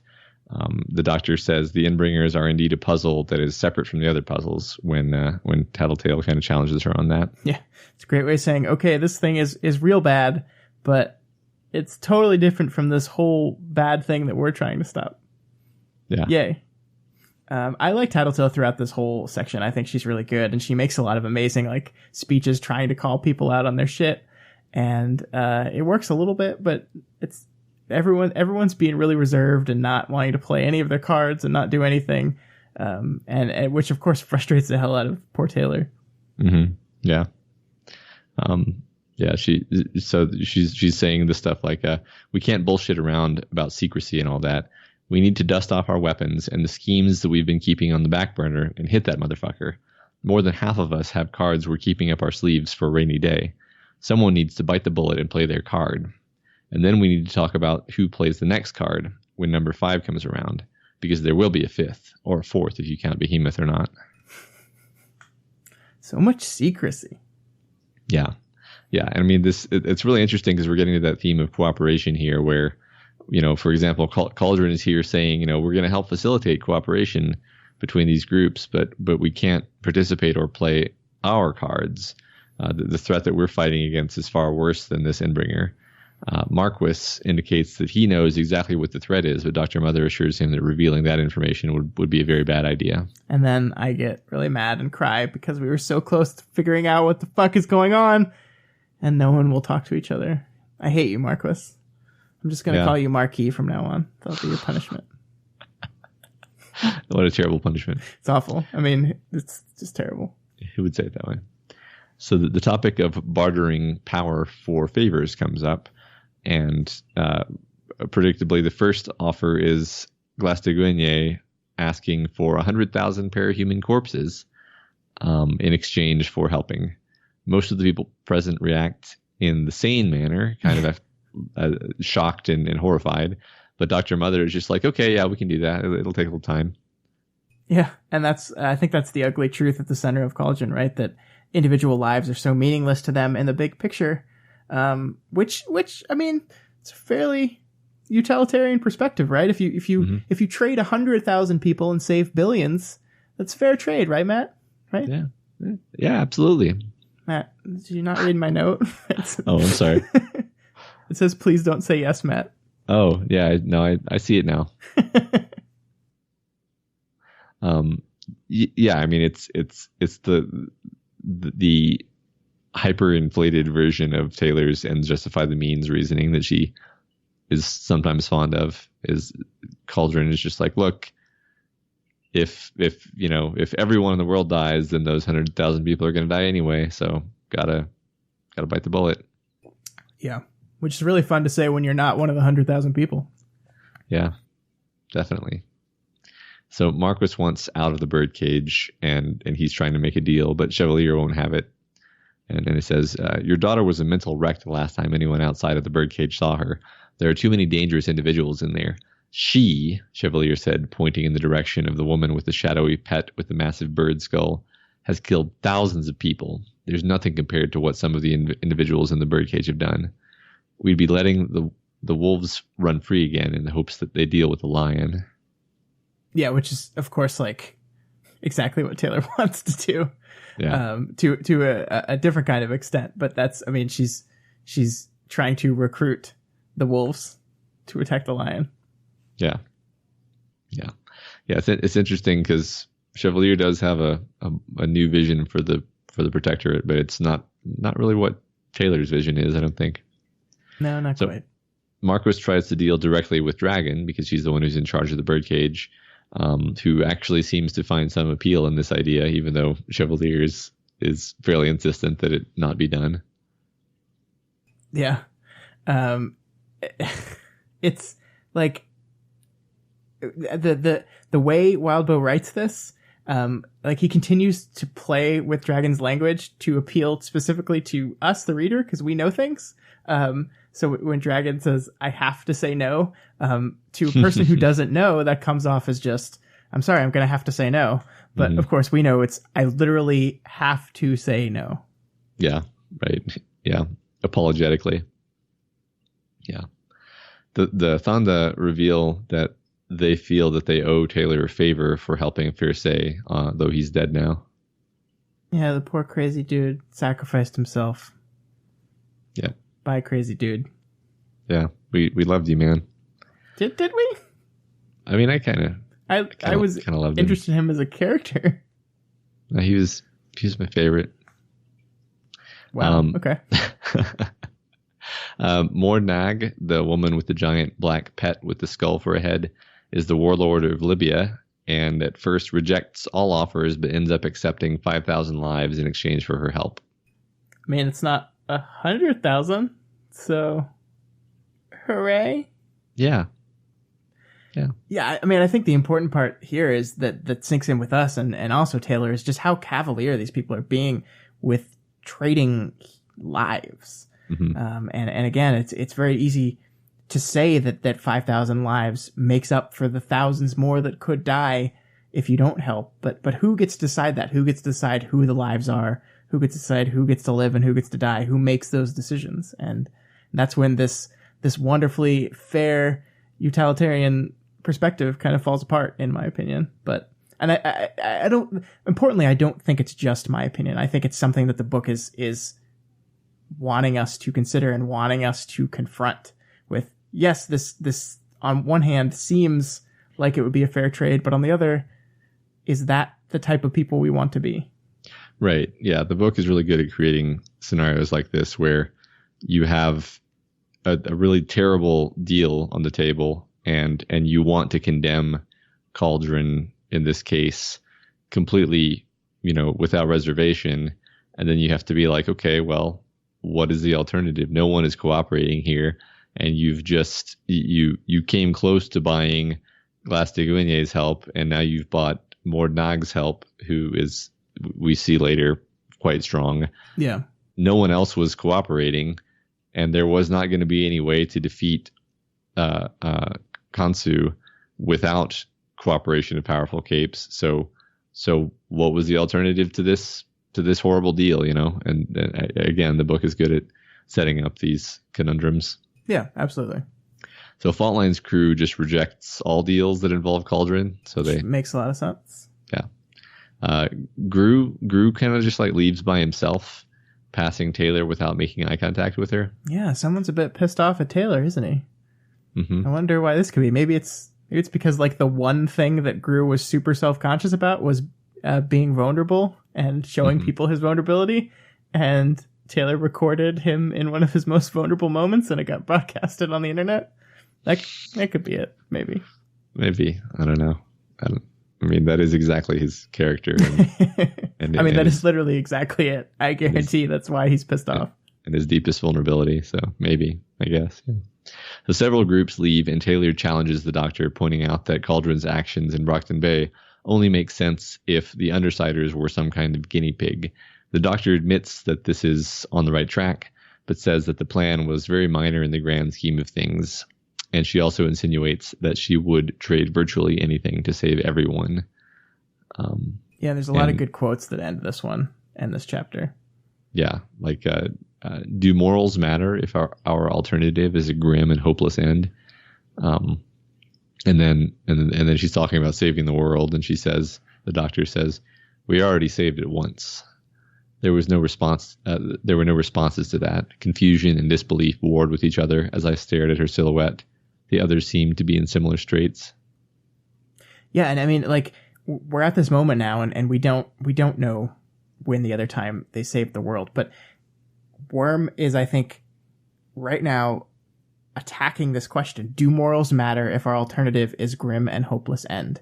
And the book does not give us an answer, and hopefully we'll get what the novel thinks of that by the end of it. But right now in this moment we have, look, we made judgments about not having morals. Like, I think she says, like, at the end of this, Cauldron will be written up as the bad guys, but if we saved the world, that's worth it.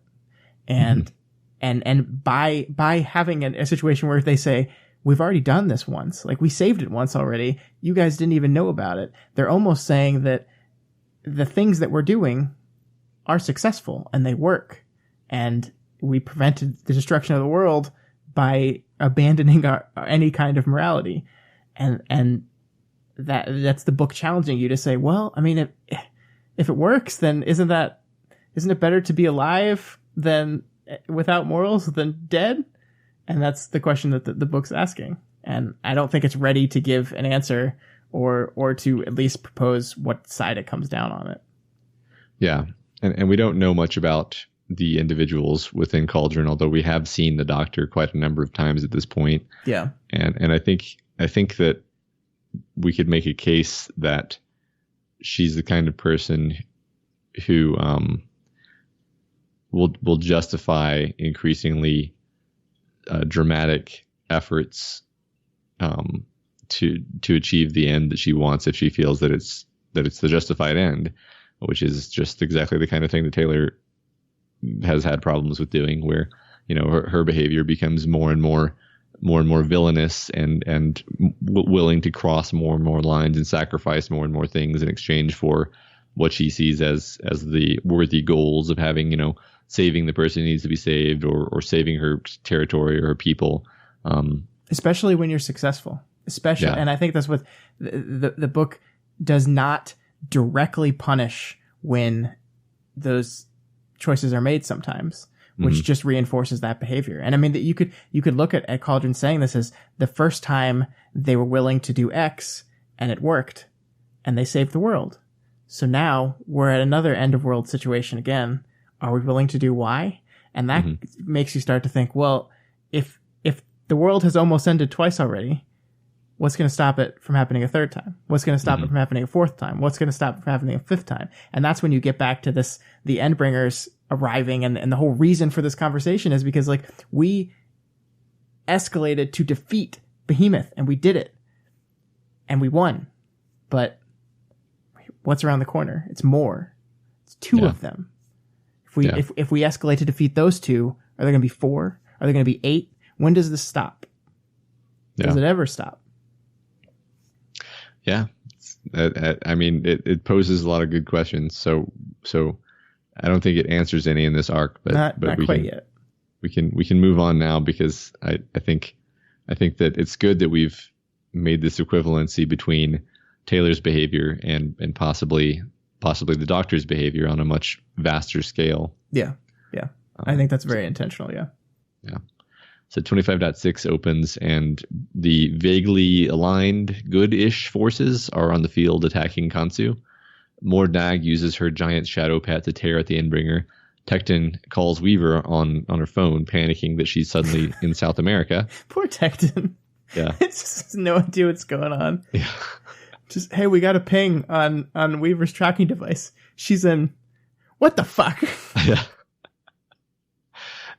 Khonsu catches Legend in his field of accelerated time, and Legend uses his breaker power to apparently slow down his body and mind while simultaneously building up a huge amount of energy. Eidolon creates another inviolable force field to channel the resulting blast out to sea.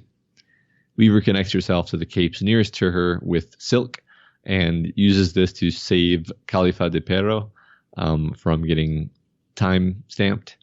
The Thanda cape, I forget his name. I don't know if we even get his name. He strikes Khonsu with a great block of stone from the sky, and which I always visualize really clearly for some reason. And Mordnag's shadow nails him again. And then that same Thanda anchors all the combatants to Khonsu, and when Khonsu teleports, everyone comes along with him so they can continue the fight. We cut to Weaver suddenly watching all this on video. Some time later, interrupted suddenly by a call from Tecton, again confused and asking where she is. Yeah, so I wanted to just let you read that whole battle because I have a lot to say about it generally, but not a lot of the specifics of the individual fighting.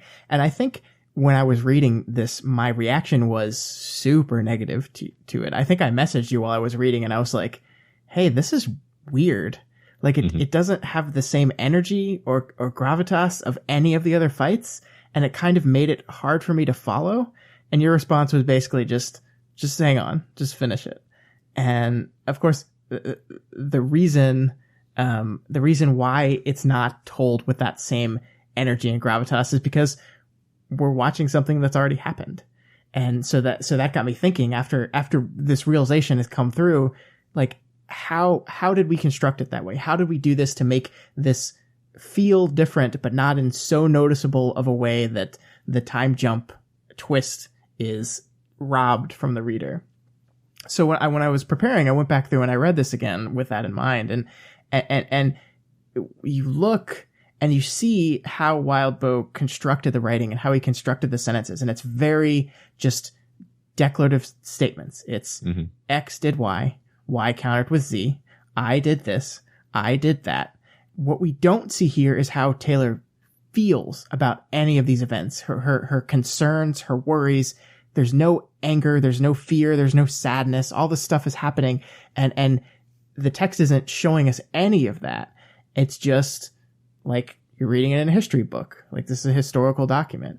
And so we see in this that Wildbow has telegraphed for us that this is something from the past by the way he wrote it in a very matter of factual kind of way. But it's again, cleverly hidden. So we feel something's off, but don't know what. And it was fun doing that exercise. I liked doing it. Yeah. Thanks for explicating that. I think one of the clearest beats of that for me is where Legend gets stuck in the field of accelerated time and Taylor like stops speaking, but she doesn't think like, oh no, Legend, one of our strongest caught in the field of accelerated. It's just, it happens. And then then Legend deals with it and it's over. And it's a very much a non-event when you feel like if you really were in Taylor's head, she would have been bowled over. And in fact, she probably was at that moment because it interrupts her from what she's saying.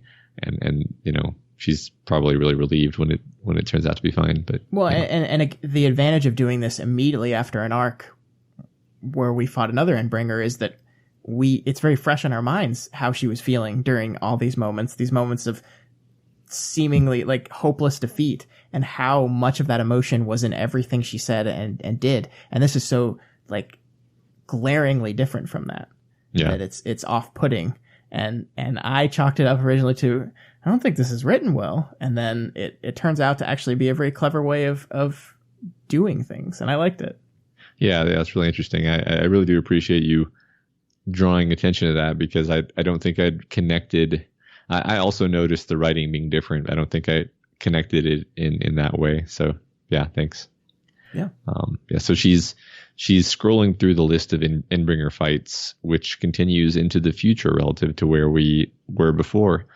On the phone, Tecton seems frustrated with her, borderline angry that she's disappeared again when she's supposed to be someplace. And it seems like he's been dealing with her shit for a long time, actually. You kind of get that impression from his tone. And she starts to respond, and then he, in a kind of long-suffering way, tells her to think over her answer before she speaks.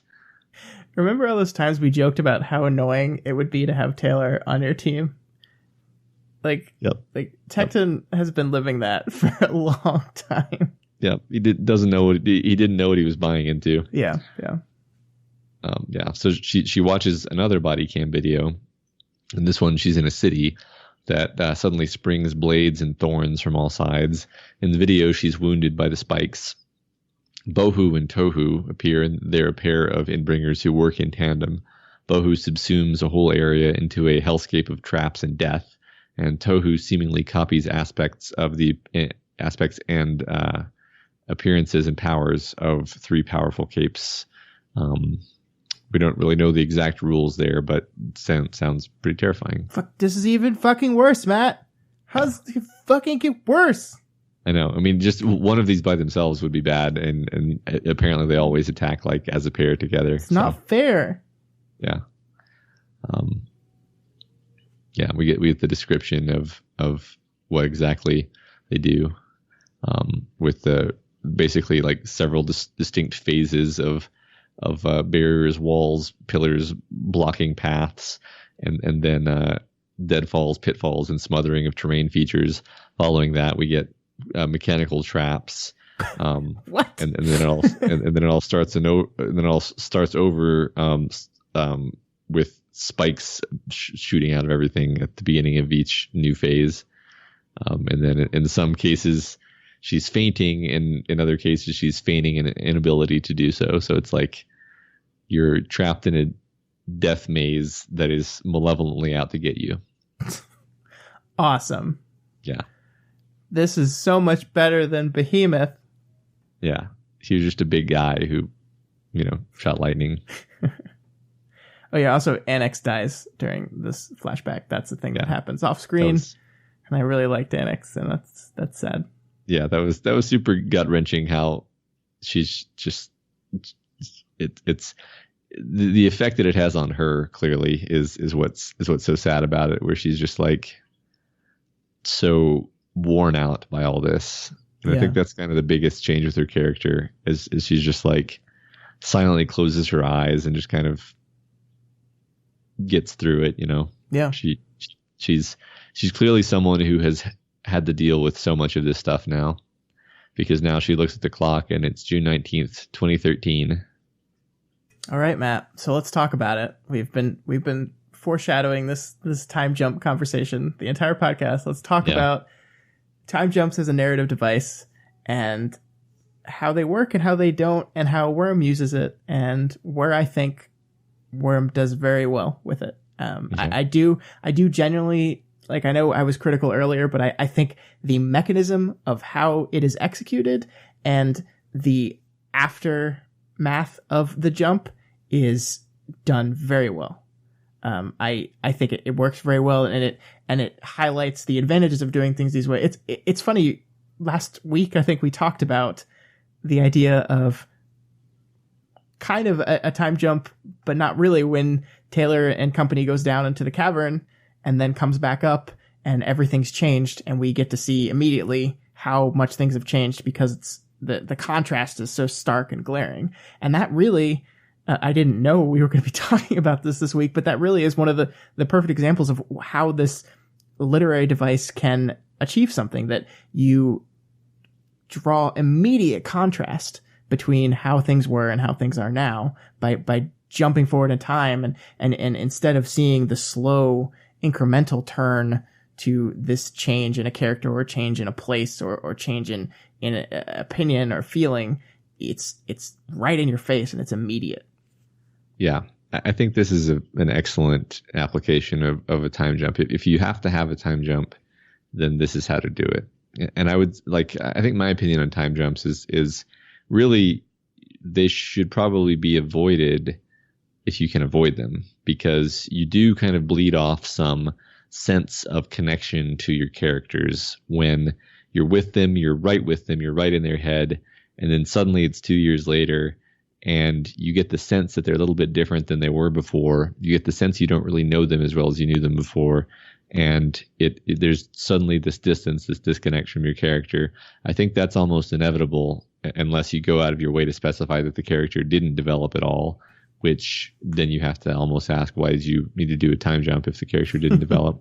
But I think that all that aside, those things are almost unavoidable. I think what this does do correctly is all the things you said, and in particular, it sets up all of the things that you need to know about in advance, so that you basically you see the start of the trajectory. You see the hand throwing the stone, and then we cut to the stone landing, and you don't need to see the arc of the stone in the sky, because you saw the beginning and you saw the ending.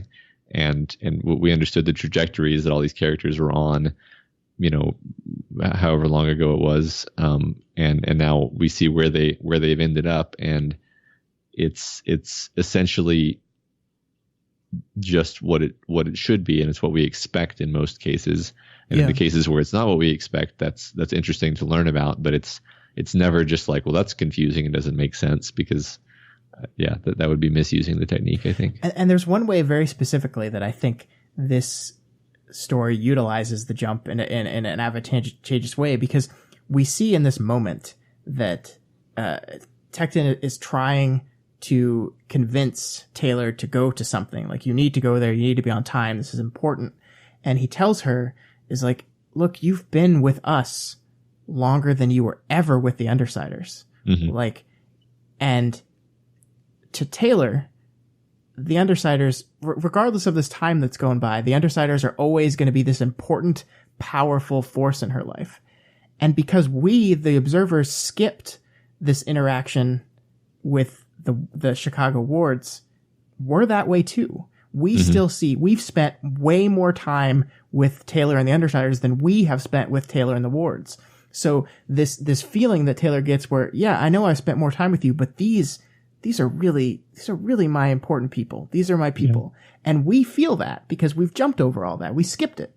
So we care so much about the Undersiders. And I like the wards. I like the wards chapters a lot. They're some of my favorite chapters in the book. But this jump achieves us the goal of getting us into Taylor's head. And if we had taken time and gone through one or two arcs of time with these wards, I don't think that would have worked as well.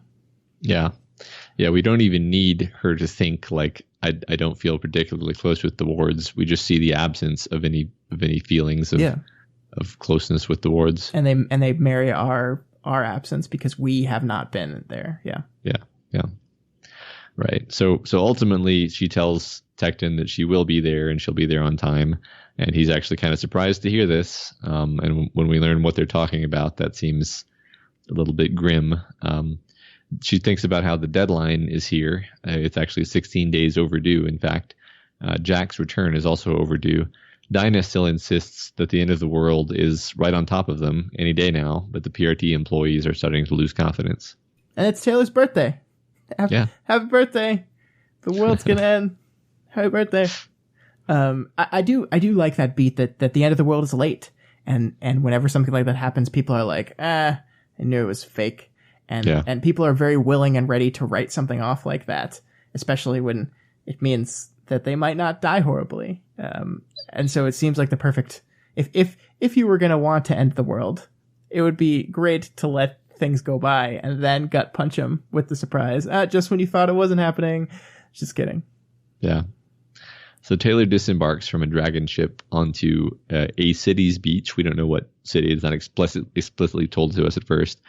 And then she rises up to the city, to Brockton Bay, and we recognize all the sights and sounds. Obviously, I like how that's done, where we're reminded of it because we see all the trappings that we're familiar with, all the names of things that we're familiar with. She also thinks about the new things that she doesn't recognize, the new gang tags, the new buildings. Yeah, it's familiar, but not too familiar, but not too not familiar. It's a good reference.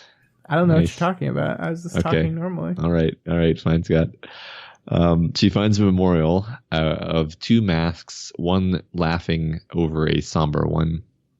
Taylor talks to the spirit of Regent now, and she talks for quite a while about how she can't write off all the bad things he did because he sacrificed himself in the end.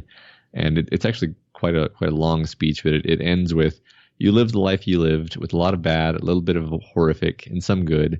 and now you're gone, and people will remember different parts of that. And I think that would sound arrogant, except, well, we're pretty similar on that score, aren't we? It's where we sort of had common ground that I didn't have with any of the others. We've been monstrous. Matt, first of all, the memorial is perfect. I love it. I love the two masks. I love the rings around it that we learn what those are later. It's perfect.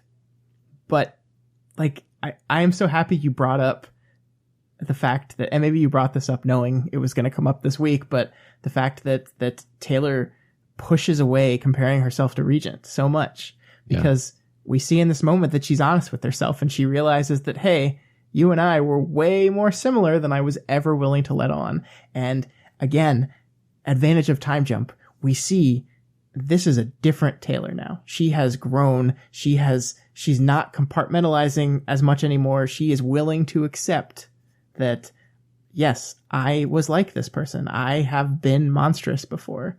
And it's huge. And you're so happy for her. I'm really happy for her. I love the moment. I love that we honor Regent.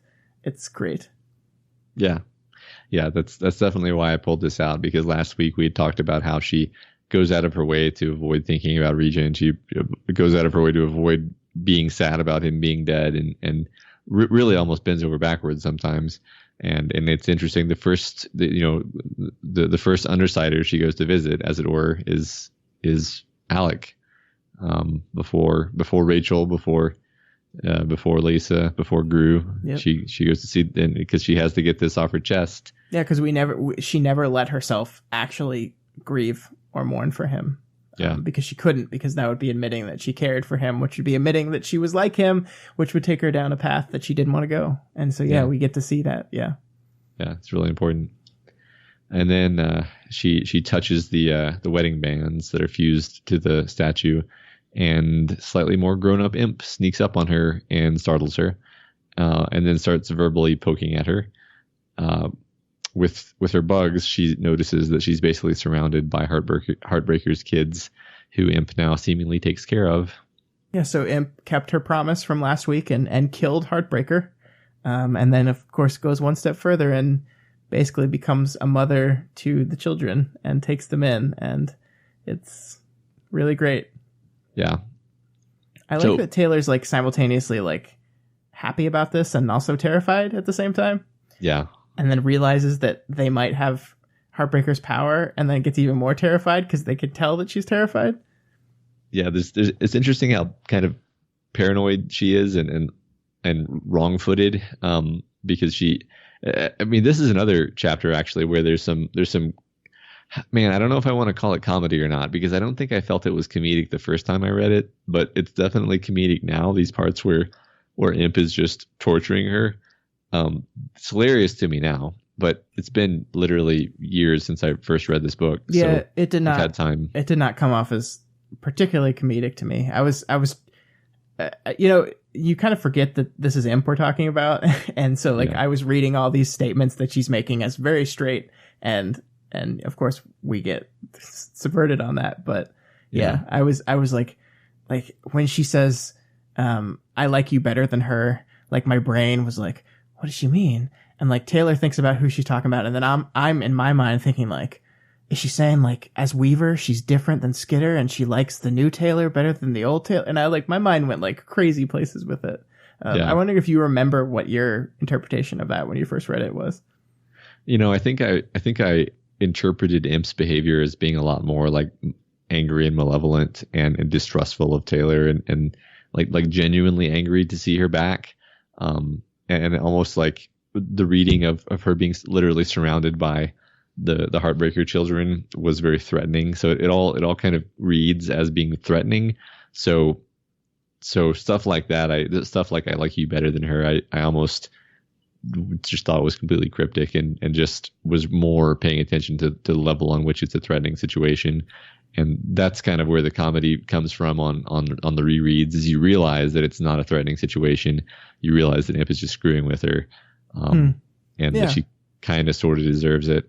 I wonder. I've never, for some reason, I've never seen Imp as that threatening, which doesn't make a lot of sense because she's extremely powerful and very kind of a scary individual. But I don't know. I guess for some reason, I never read any of this as threatening. I don't know. But I probably should have. I mean, I think the text is kind of supposed to make you be on your toes a little bit here and a little untrustworthy of what's going on. But because the first thing she says to her is, I've hurt people for touching those. Yeah. Which is not a welcoming thing to say to some friend you haven't seen in a long time. No, not at all. Yeah. Yeah. I'm probably infantilizing her a little bit and still treating her as if she's a little girl, which I shouldn't, but that's probably what's happening. Yeah, maybe so. I mean, yeah. It's an interesting. It is hard to remember exactly what it was like, because it's the kind of thing where once you realize what's going on, your impression of the whole scene changes. So yeah. So next, Rachel approaches writing Angelica, and when she reaches Taylor, she hops off and she hugs her, and says, "I didn't know what to say, so they told me to just do. I wasn't sure what to do, so I asked, and they told me to hug you if I wanted to hug you, and hit you if I wanted to hit you." Yeah. Oh my God, Matt. I don't have anything insightful to say or anything here. I loved it. I loved it. I love everything. I loved their conversation about the value of bathrooms and how this would be an awkward conversation between any other two characters, but with them you're just like, bathrooms is really good. Bathrooms. Yeah. God, you guys, you didn't miss a beat. It's like you haven't been apart at all. Yeah. I love it. Yeah. And then Imp interjects, you should know in advance that they're married. And Taylor, of course, assumes that she's talking about Foyle and Perrin, who also show up promptly. Yeah, and they're holding hands, and everyone seems so happy. Yeah. It's like, oh, look, life in Brockton Bay moved on. Yeah, it's a happy reunion. Aww. And Tattletale shows up and gives her kisses on the cheeks, I believe, on the mandibles. And their meeting to me is probably the most like normal and genuine of just like two friends who haven't seen each other in a while. Yeah. And then Gru approaches with a retinue of red hands and with Cozen. And we see that Taylor handles this just like a champ. And like, I love that it's really at this moment that, and I like her better than you, and just so you know, they're married. Like, those comments triggered in my head almost simultaneously with Taylor. So I think that the rhythm of that matched up perfectly, where I'm like, oh shit, he got married. Yeah. And then Taylor's doing well with it. The most awkward handshake hug thing in the world. Yeah. So this reminds me how not comedic I found this the first time, because because all of this I found very, very sad, actually, because it shows you the fact that Taylor is so crushed by seeing that Gru has moved on and is, I don't know, supposedly happy with someone else. Shows you that she hasn't moved on at all in her personal life. Like for whatever she's managed to accomplish, and however she's managed to develop and get better at dealing with, you know, all of the horrible things she's had to deal with and fighting Endbringers all the time. She has not moved on like a week beyond when we last saw her. Essentially, she's not only has she not found a new boyfriend, she hasn't even, like, her feelings about Gru haven't even budged. Yeah, and I think that goes back to why the time jump works so well, though, because like imagine if you're friends with someone for 3 months and then you move away and you're somewhere else for a year and a half, and then you come back and you still think they're all your best friends, and it's been a year and a half, and they've had relationships with people like 4 times the length of what your relationship was with them. And it shows that, like, because we're still in Taylor's head, because we didn't witness the time passing, we both feel like, oh, they're still friends. Like, and I think that again, that puts us in her point of view so well. And it does this because we skipped the time. Yeah. Right. And it seems like her social life has been so impoverished that from her point of view, they still are her best friends, and all of them have probably been having their own lives, doing their own things. Yeah, and they still all, I think they like it's very clear that Rachel still really likes her. It's very clear that Lisa still considers her a friend. But yeah, I don't think it's quite the same as she sees it. Yeah. Right. I mean, Gru definitely seems to have shifted in his attitude toward her in a significant way. Imp just seems to have grown up a lot, from the small amount that we see of her.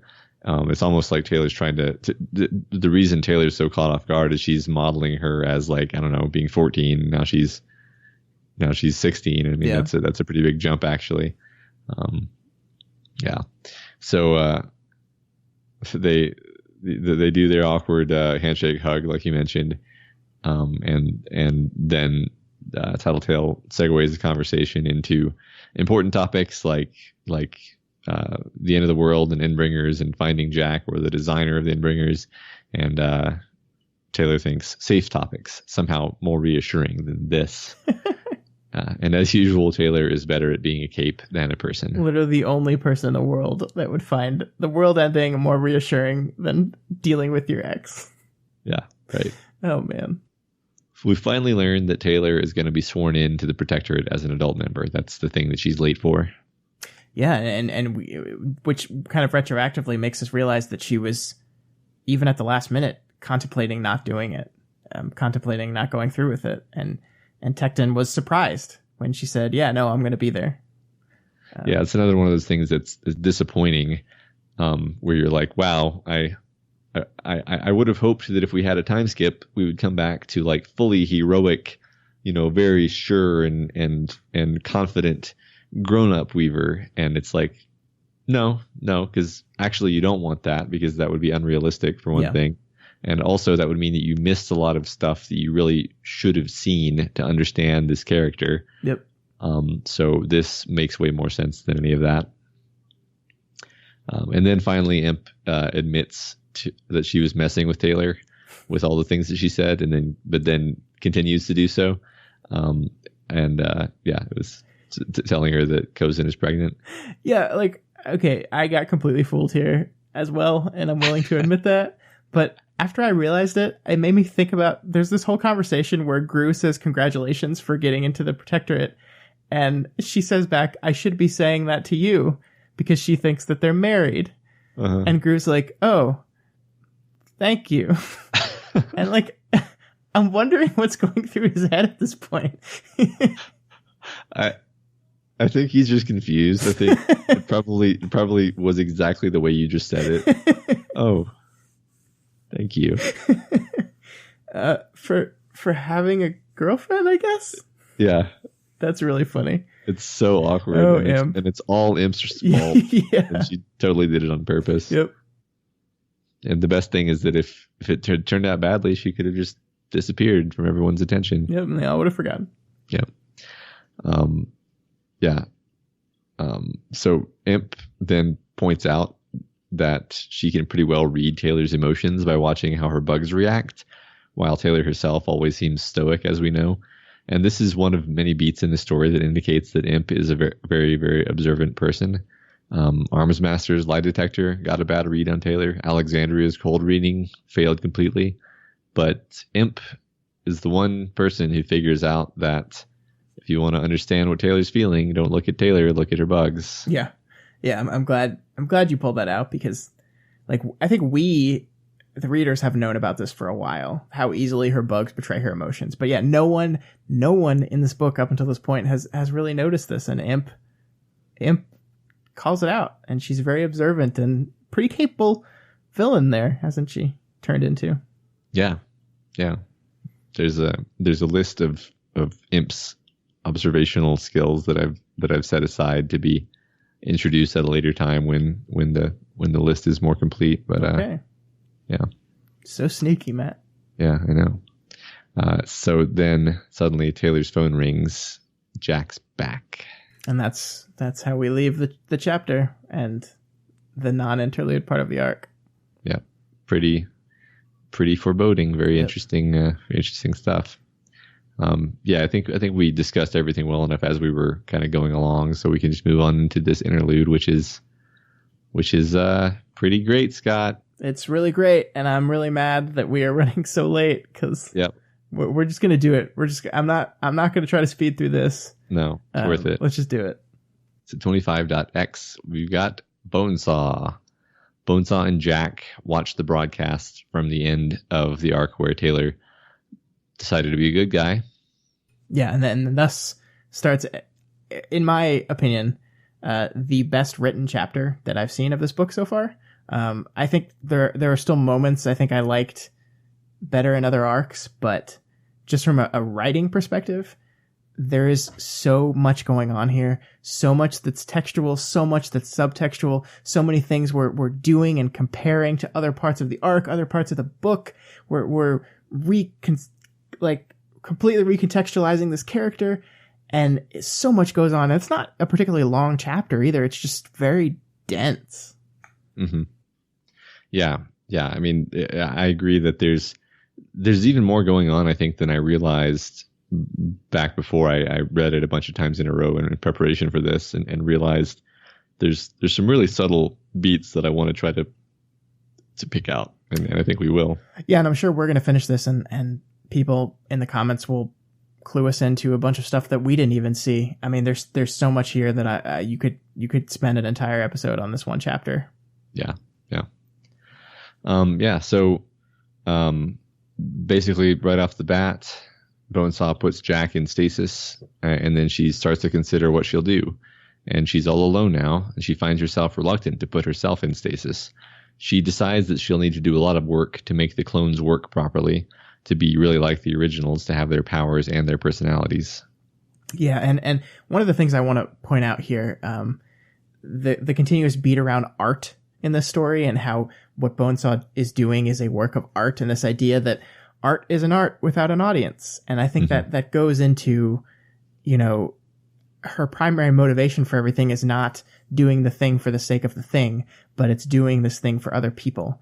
And of course, at first it's her mother who tells her to be a good girl. Then we find all this stuff about Jack, and that she's primarily motivated not by, we realize that it's not Bonesaw's not super curious and interested in all this stuff. She's doing it. She's performing. She's constantly performing for someone, and that person is Jack. So this idea of being separated from that and being alone is really profound for this little girl who has never been alone.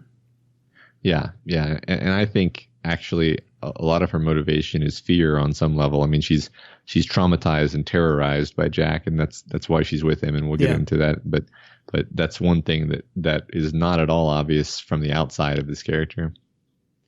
Yeah. So she decides that she'll use the archive of memories that she has access to in order to build the personalities for the clones. Just like art. Yep. So she rewires Blasto, who she has captured still, into a boombox to make him sing an annoying song on repeat and to dance along with it. I don't want to talk about this. This is sad. Yeah, right. I mean, it's. But okay, I know you don't want to talk about this, but it's an element of saying yep, this is still Bonesaw. She's still a horrifying nightmare person, right? And we continue that throughout the arc. I mean, even as she's transitioning away from being this person into hopefully being a better person, she continues to do awful things. Yeah, and I think that's very important. Yeah, and it's much more realistic than just a quick snap and then I realize the error of my ways. I'm good. Yep. Yeah. So later on, Bonesaw has been working with the clones, and she has tea with Damsel of Distress, a megalomaniacal small child. Bonesaw is basically assessing her progress, and then she puts her back to sleep. And I like this. Yes, I thought you didn't trust anyone. What a shame you couldn't be more constructive in that distrust, Bonesaw said. I really like this moment. There's a lot of interesting beats within this chapter about family and relationships and motherhood, and we see later that Bonesaw literally prevents herself from becoming a woman and to stay a little girl, and this is the moment where she kind of is like assuming the mantle of mother for these clones in these early stages of this. And I think that's a beat that we carry through the interactions in the rest of the arc. Yeah, I agree. So next she goes over to visit baby Alan Graham, and he's also unstable and too erratic. And she realizes that she's not hitting the right notes in the right order in terms of developing the personalities. And furthermore, the passengers are having too much influence over the clones. So she boils all the clones to death and starts over. So this is by itself horrifying that she's doing this elaborate like mind torture on these clones and then killing them over and over to try to get what she wants. Yeah. Well, and you also have this, like, she's realizing that if you let the passenger develop at the same rate as a human, that it starts to exert too much control over the person and then too much influence. And you realize that Bonesaw is a young child herself who triggered very young. And then you're starting to go down this line of how much of Bonesaw is the passenger and how much of it is her and who she is. And this idea of identity is something that's carried through the rest of the chapter, that she's trying to find her identity and find who she is. And of course, we deal with it in metaphor so much where she's trying to create personalities of other people while finding who she is at the same time. Yeah, exactly. Yeah. We get these continual beats in the background of Blasto like spasming on the ground, singing. Nope. And just going to mention that's constantly, there. Bonesaw steps outside of the pocket dimension to pick up some supplies from a corner store. She notices that the cashier is watching her. Yeah, it's just a nice man that stares at her in a mirror when she's not looking. It's not because he recognizes her. It's not because he knows she's Bonesaw. It's just something else, something that settles her down when she realizes what it is. I wonder what that can be. Yeah, probably not something really creepy and disturbing. No, not at all. No. Contessa corners her when she heads outside and puts a mind whammy on her. She tells Bonesaw to make a control switch for the clones, or rather she tells her that she will do that. And then she communicates two ideas. One of the ideas is breadth and depth, and the other is say goodbye. Stand past to victory. They're just not fair. Yep. And then the next thing we know, Bonesaw is dreaming. Riley is trying to save her mommy and daddy and other family members who are bleeding out, mutilated by the Nine. The little girl is exhausted. She's been trying to put them back together for hours. Her mind breaks and she sees her dead mother as a thing rather than a person. She chooses to fit into a mold she thinks Jack will accept. Like her mother said, she'll be a good girl and go with Jack. Yeah, this is ouch. This is really tough. Yeah, I mean, I think I like tear up on some level every time I read this part because it's so horrible, and makes you understand and empathize with this horrible character and get how it's perfectly reasonable that she would have broken to the extent that she did. Yeah. And I mean, she literally assumes a new identity out of fear, an identity that she thinks will appeal to this guy.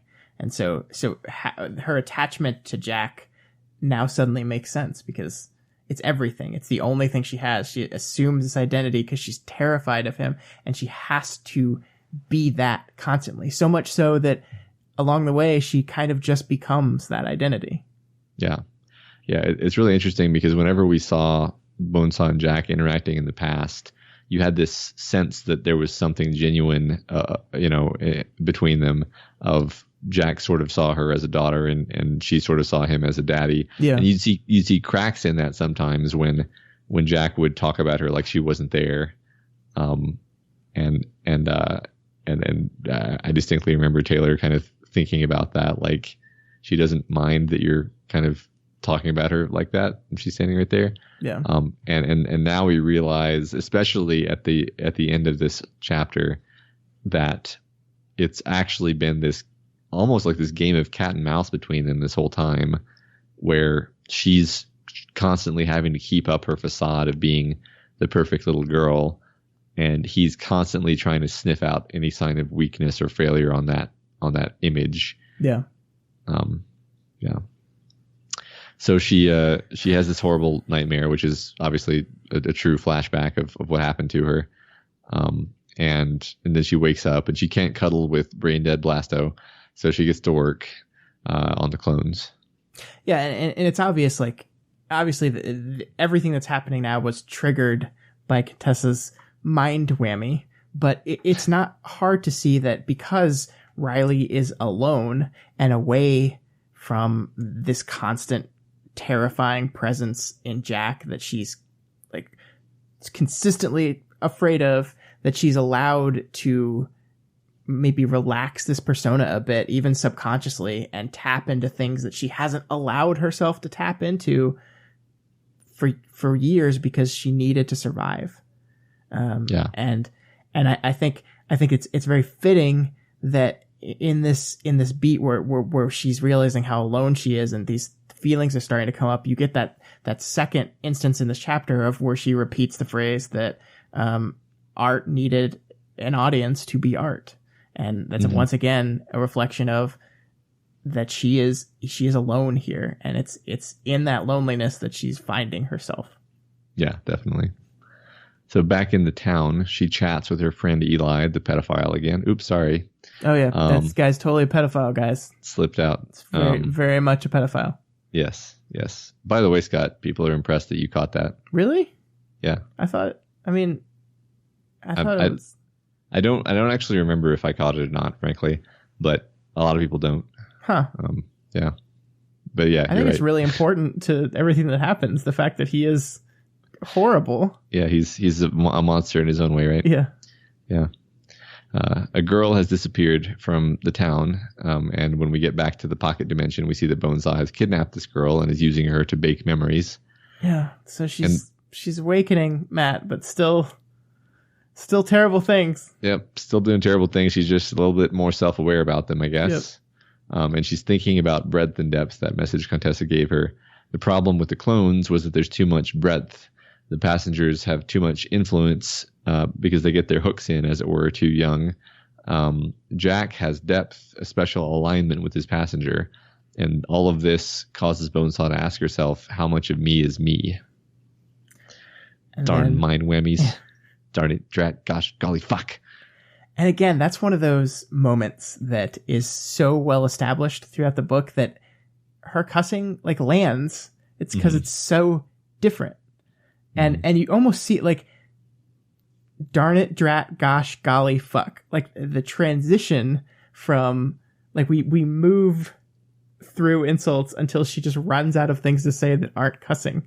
And there's just so much going on here. Like it's almost like daunting to talk about it because you have the pedophile, you have a monster in Eli who is like Bonesaw, but different.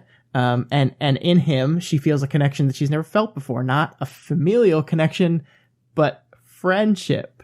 And she thinks of that friendship as distinctly different from family because it's nothing related to her power. It's nothing related to the passenger. It's nothing related to this lifestyle she's had to put up. But Matt, he's a pedophile. And it's like we're having this awakening and we're doing it with monstrous characters. But you sympathize with her and you sympathize with this friendship that she's made with this person who maybe on some level she relates to because he too is a monster. Yeah. I think she probably does relate to him because he probably, she can really relate to having urges that are unacceptable. That's kind of it's kind of what she is. Yeah. She's when she sees people, she sees a meat machine, and that's what makes her a monster. And when he sees, a prepubescent girl, which is what she looks like, he sees something that most people don't see. Yeah. So, yeah. So Riley eventually chooses to reverse her apparent aging. She doesn't feel bad about what she's done, really, but she now recognizes that she's broken. She recognizes that she should feel bad. She decides she'll undergo the procedure without numbing the pain as a form of penance.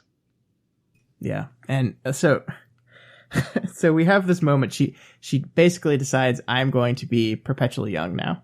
I'm going to eschew adulthood, motherhood. I'm going to remove my sex organs. I think she like everything, right? Like, yeah, a hysterectomy. Yeah. And it's, Jack liked controlling Bonesaw through this method of father-son thing. Her only friend is a pedophile that likes her because she's a little girl.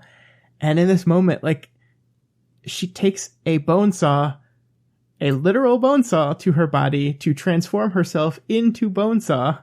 Yeah. So she can hide away the awakened Riley side of her. And the imagery of that is just so incredible and mind-boggling. And to think of how much is going on here, like, some of it I haven't even fully processed yet, and I've read this chapter like 4 times. Yeah, I mean, I don't know if I've fully processed it.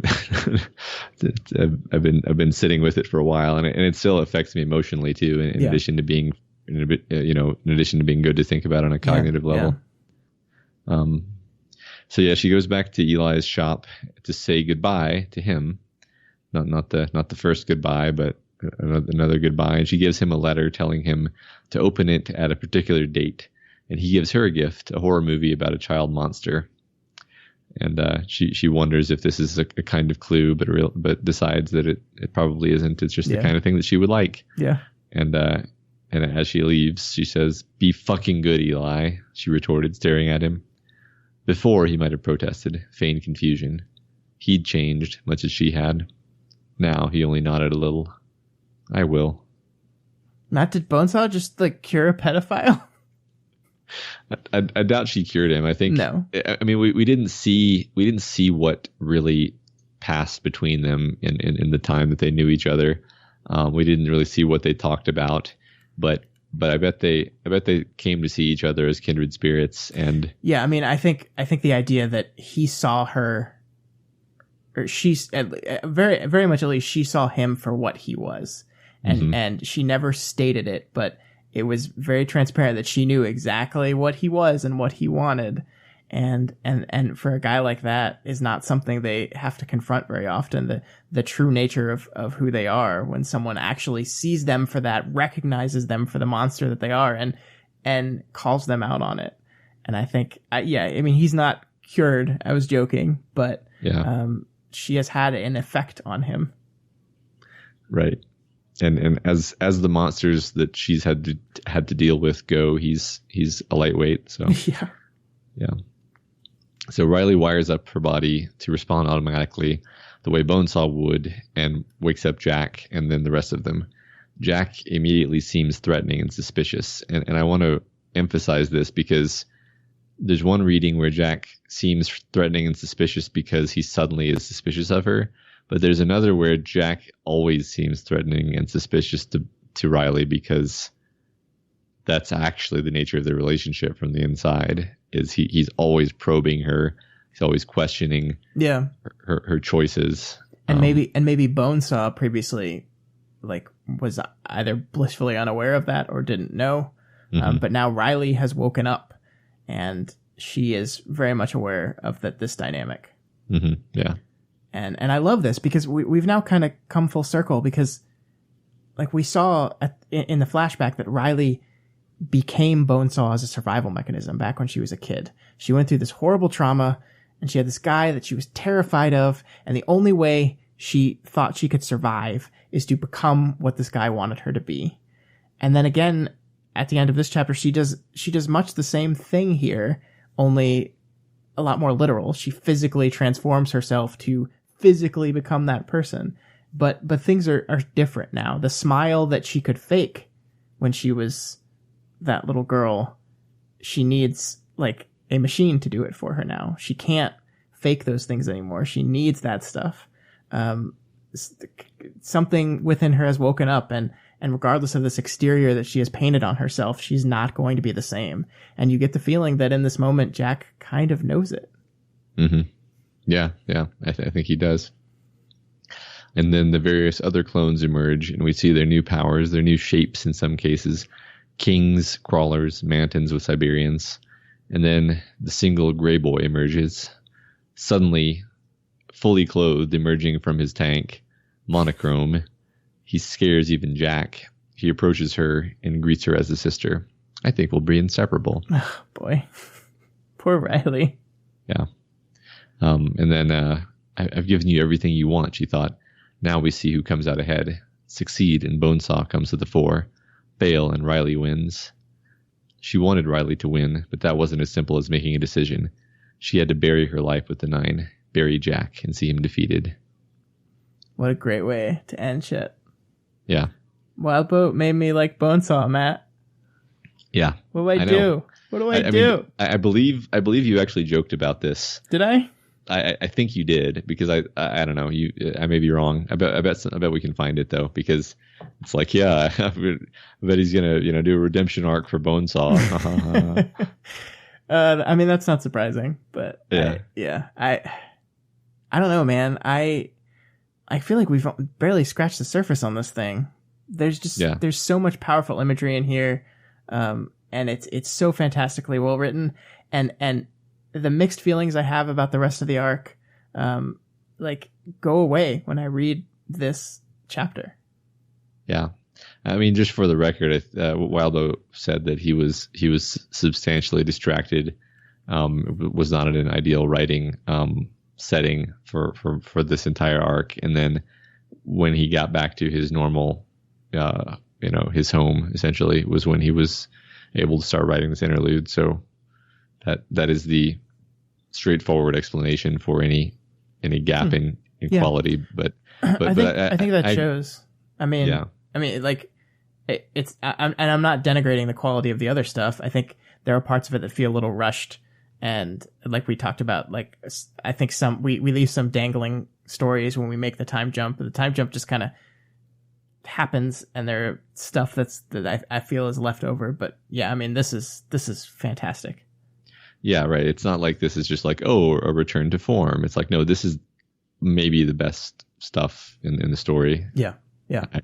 I hesitate to say it's my favorite interlude, and that's just because it's hard to pick, frankly. But yeah, I don't hesitate. It's my favorite interlude. Yeah. All right. Yeah. I mean, I agree that we could probably continue to talk about this, but we're late. We're late. So, and we did talk about it quite a bit. We did. Let's play a quick name game. I've got a couple of easy ones. Mordnag apparently is named after a corpse eater made of shadows. Well, that's pretty literal. Yeah, fair enough. Book. And we don't usually do this actually, but the people's given names are very often meaningful actually. And Riley kind of means like a carefree person, which is I guess ironic, because very that's ironic, yeah, kind of what Bonesaw is, but not so much what Riley is actually. Yeah. All right, so that's it for name game. Scott, let's hear those juicy speculations. All right. Well, Matt, I forgot to do a new one. Fine. I'm looking at the sheet and it says new number 1, and there's a blank next to it. Yeah, I see that there. We will go over the old ones. I said that Taylor was going to join the Chicago Wards and move to Chicago, and Danny would go too. No, Danny does not go. I really thought, first of all, I thought this whole Taylor on the Wards thing was going to be a much longer part of the story than it ended up being, because I did not predict that we would be jumping through time, but I got that one wrong. So, the other one was, I said the next conflict that's going to happen is going to be Dragon and Defiant versus Saint, and that was really wrong. I still think that's coming in some form or fashion, but no, we did not go to that next, so that was wrong. Yeah. Can't win them all. No. I could try to do an off-the-cuff one here. It's not going to be good. Yeah, just go for it. I'd have to, like, go back and remember everything that happened in the arc we just talked about for 2.5 hours. I don't know. I don't know. I feel bad. I've let everyone down here. That's okay. But like I said, like, as the closer and closer we get to the end of this thing, the harder it is for me to come up with these things, because, like, I just feel like the reveals that are left are the big big story-wide reveals, and I think they're intentionally kind of obscured. Yeah. I mean, I think, if you come up with something as we're doing the outro here, then let me know. But I might just secretly edit something in tomorrow, and you'll never know. You people will never hear this except for the people that are watching us live right now. Hi. Yeah. All right. Well, that will wrap up our coverage of Arc 25 Scarab. I hope everyone enjoyed our discussion and hearing Scott's reactions. As always, we appreciate your feedback, and we're always trying to improve. So let us know if you have any advice, questions, or thoughts on this week's episode. You can reach us via email at gotwormpod@gmail.com or on Twitter at gotwormpod. My personal Twitter is at scottdaily85, and Matt's is at moreflappatip. If you're not already subscribed to We've Got Worm, we strongly recommend you do so and never miss an episode.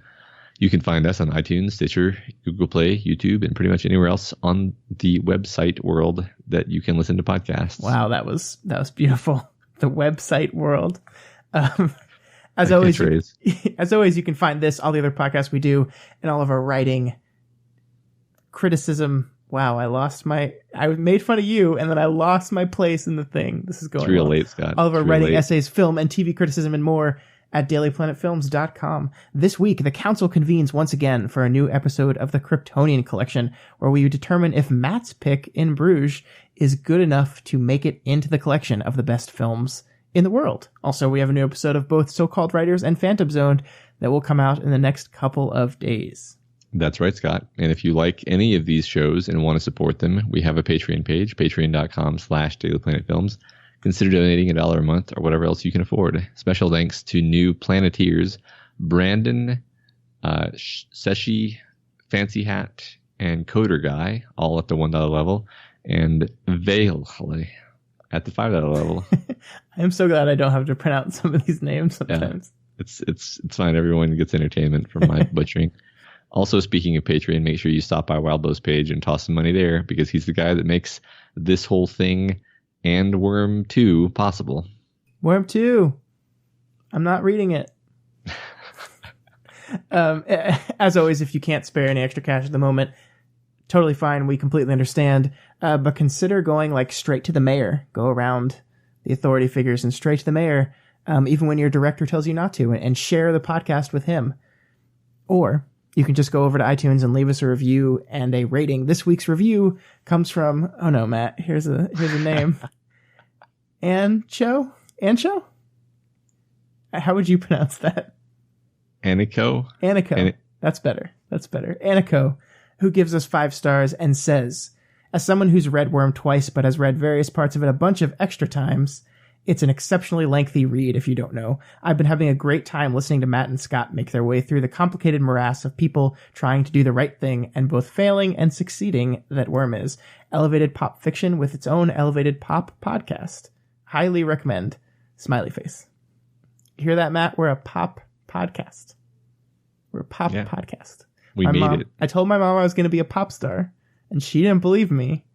And now we're pop podcast. Yeah, in a technical definition, we are that.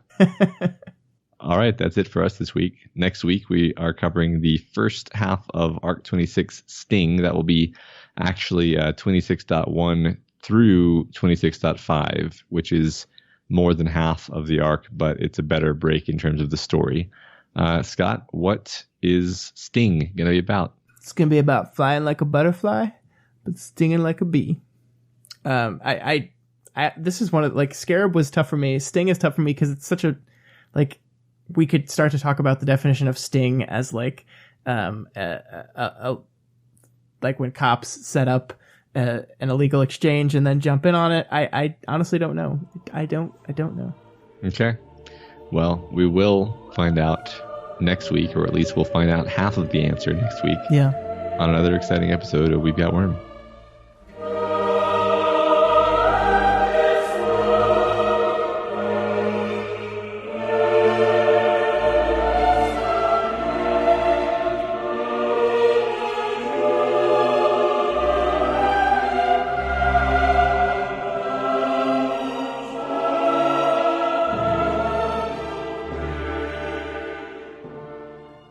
All right, so let's go in.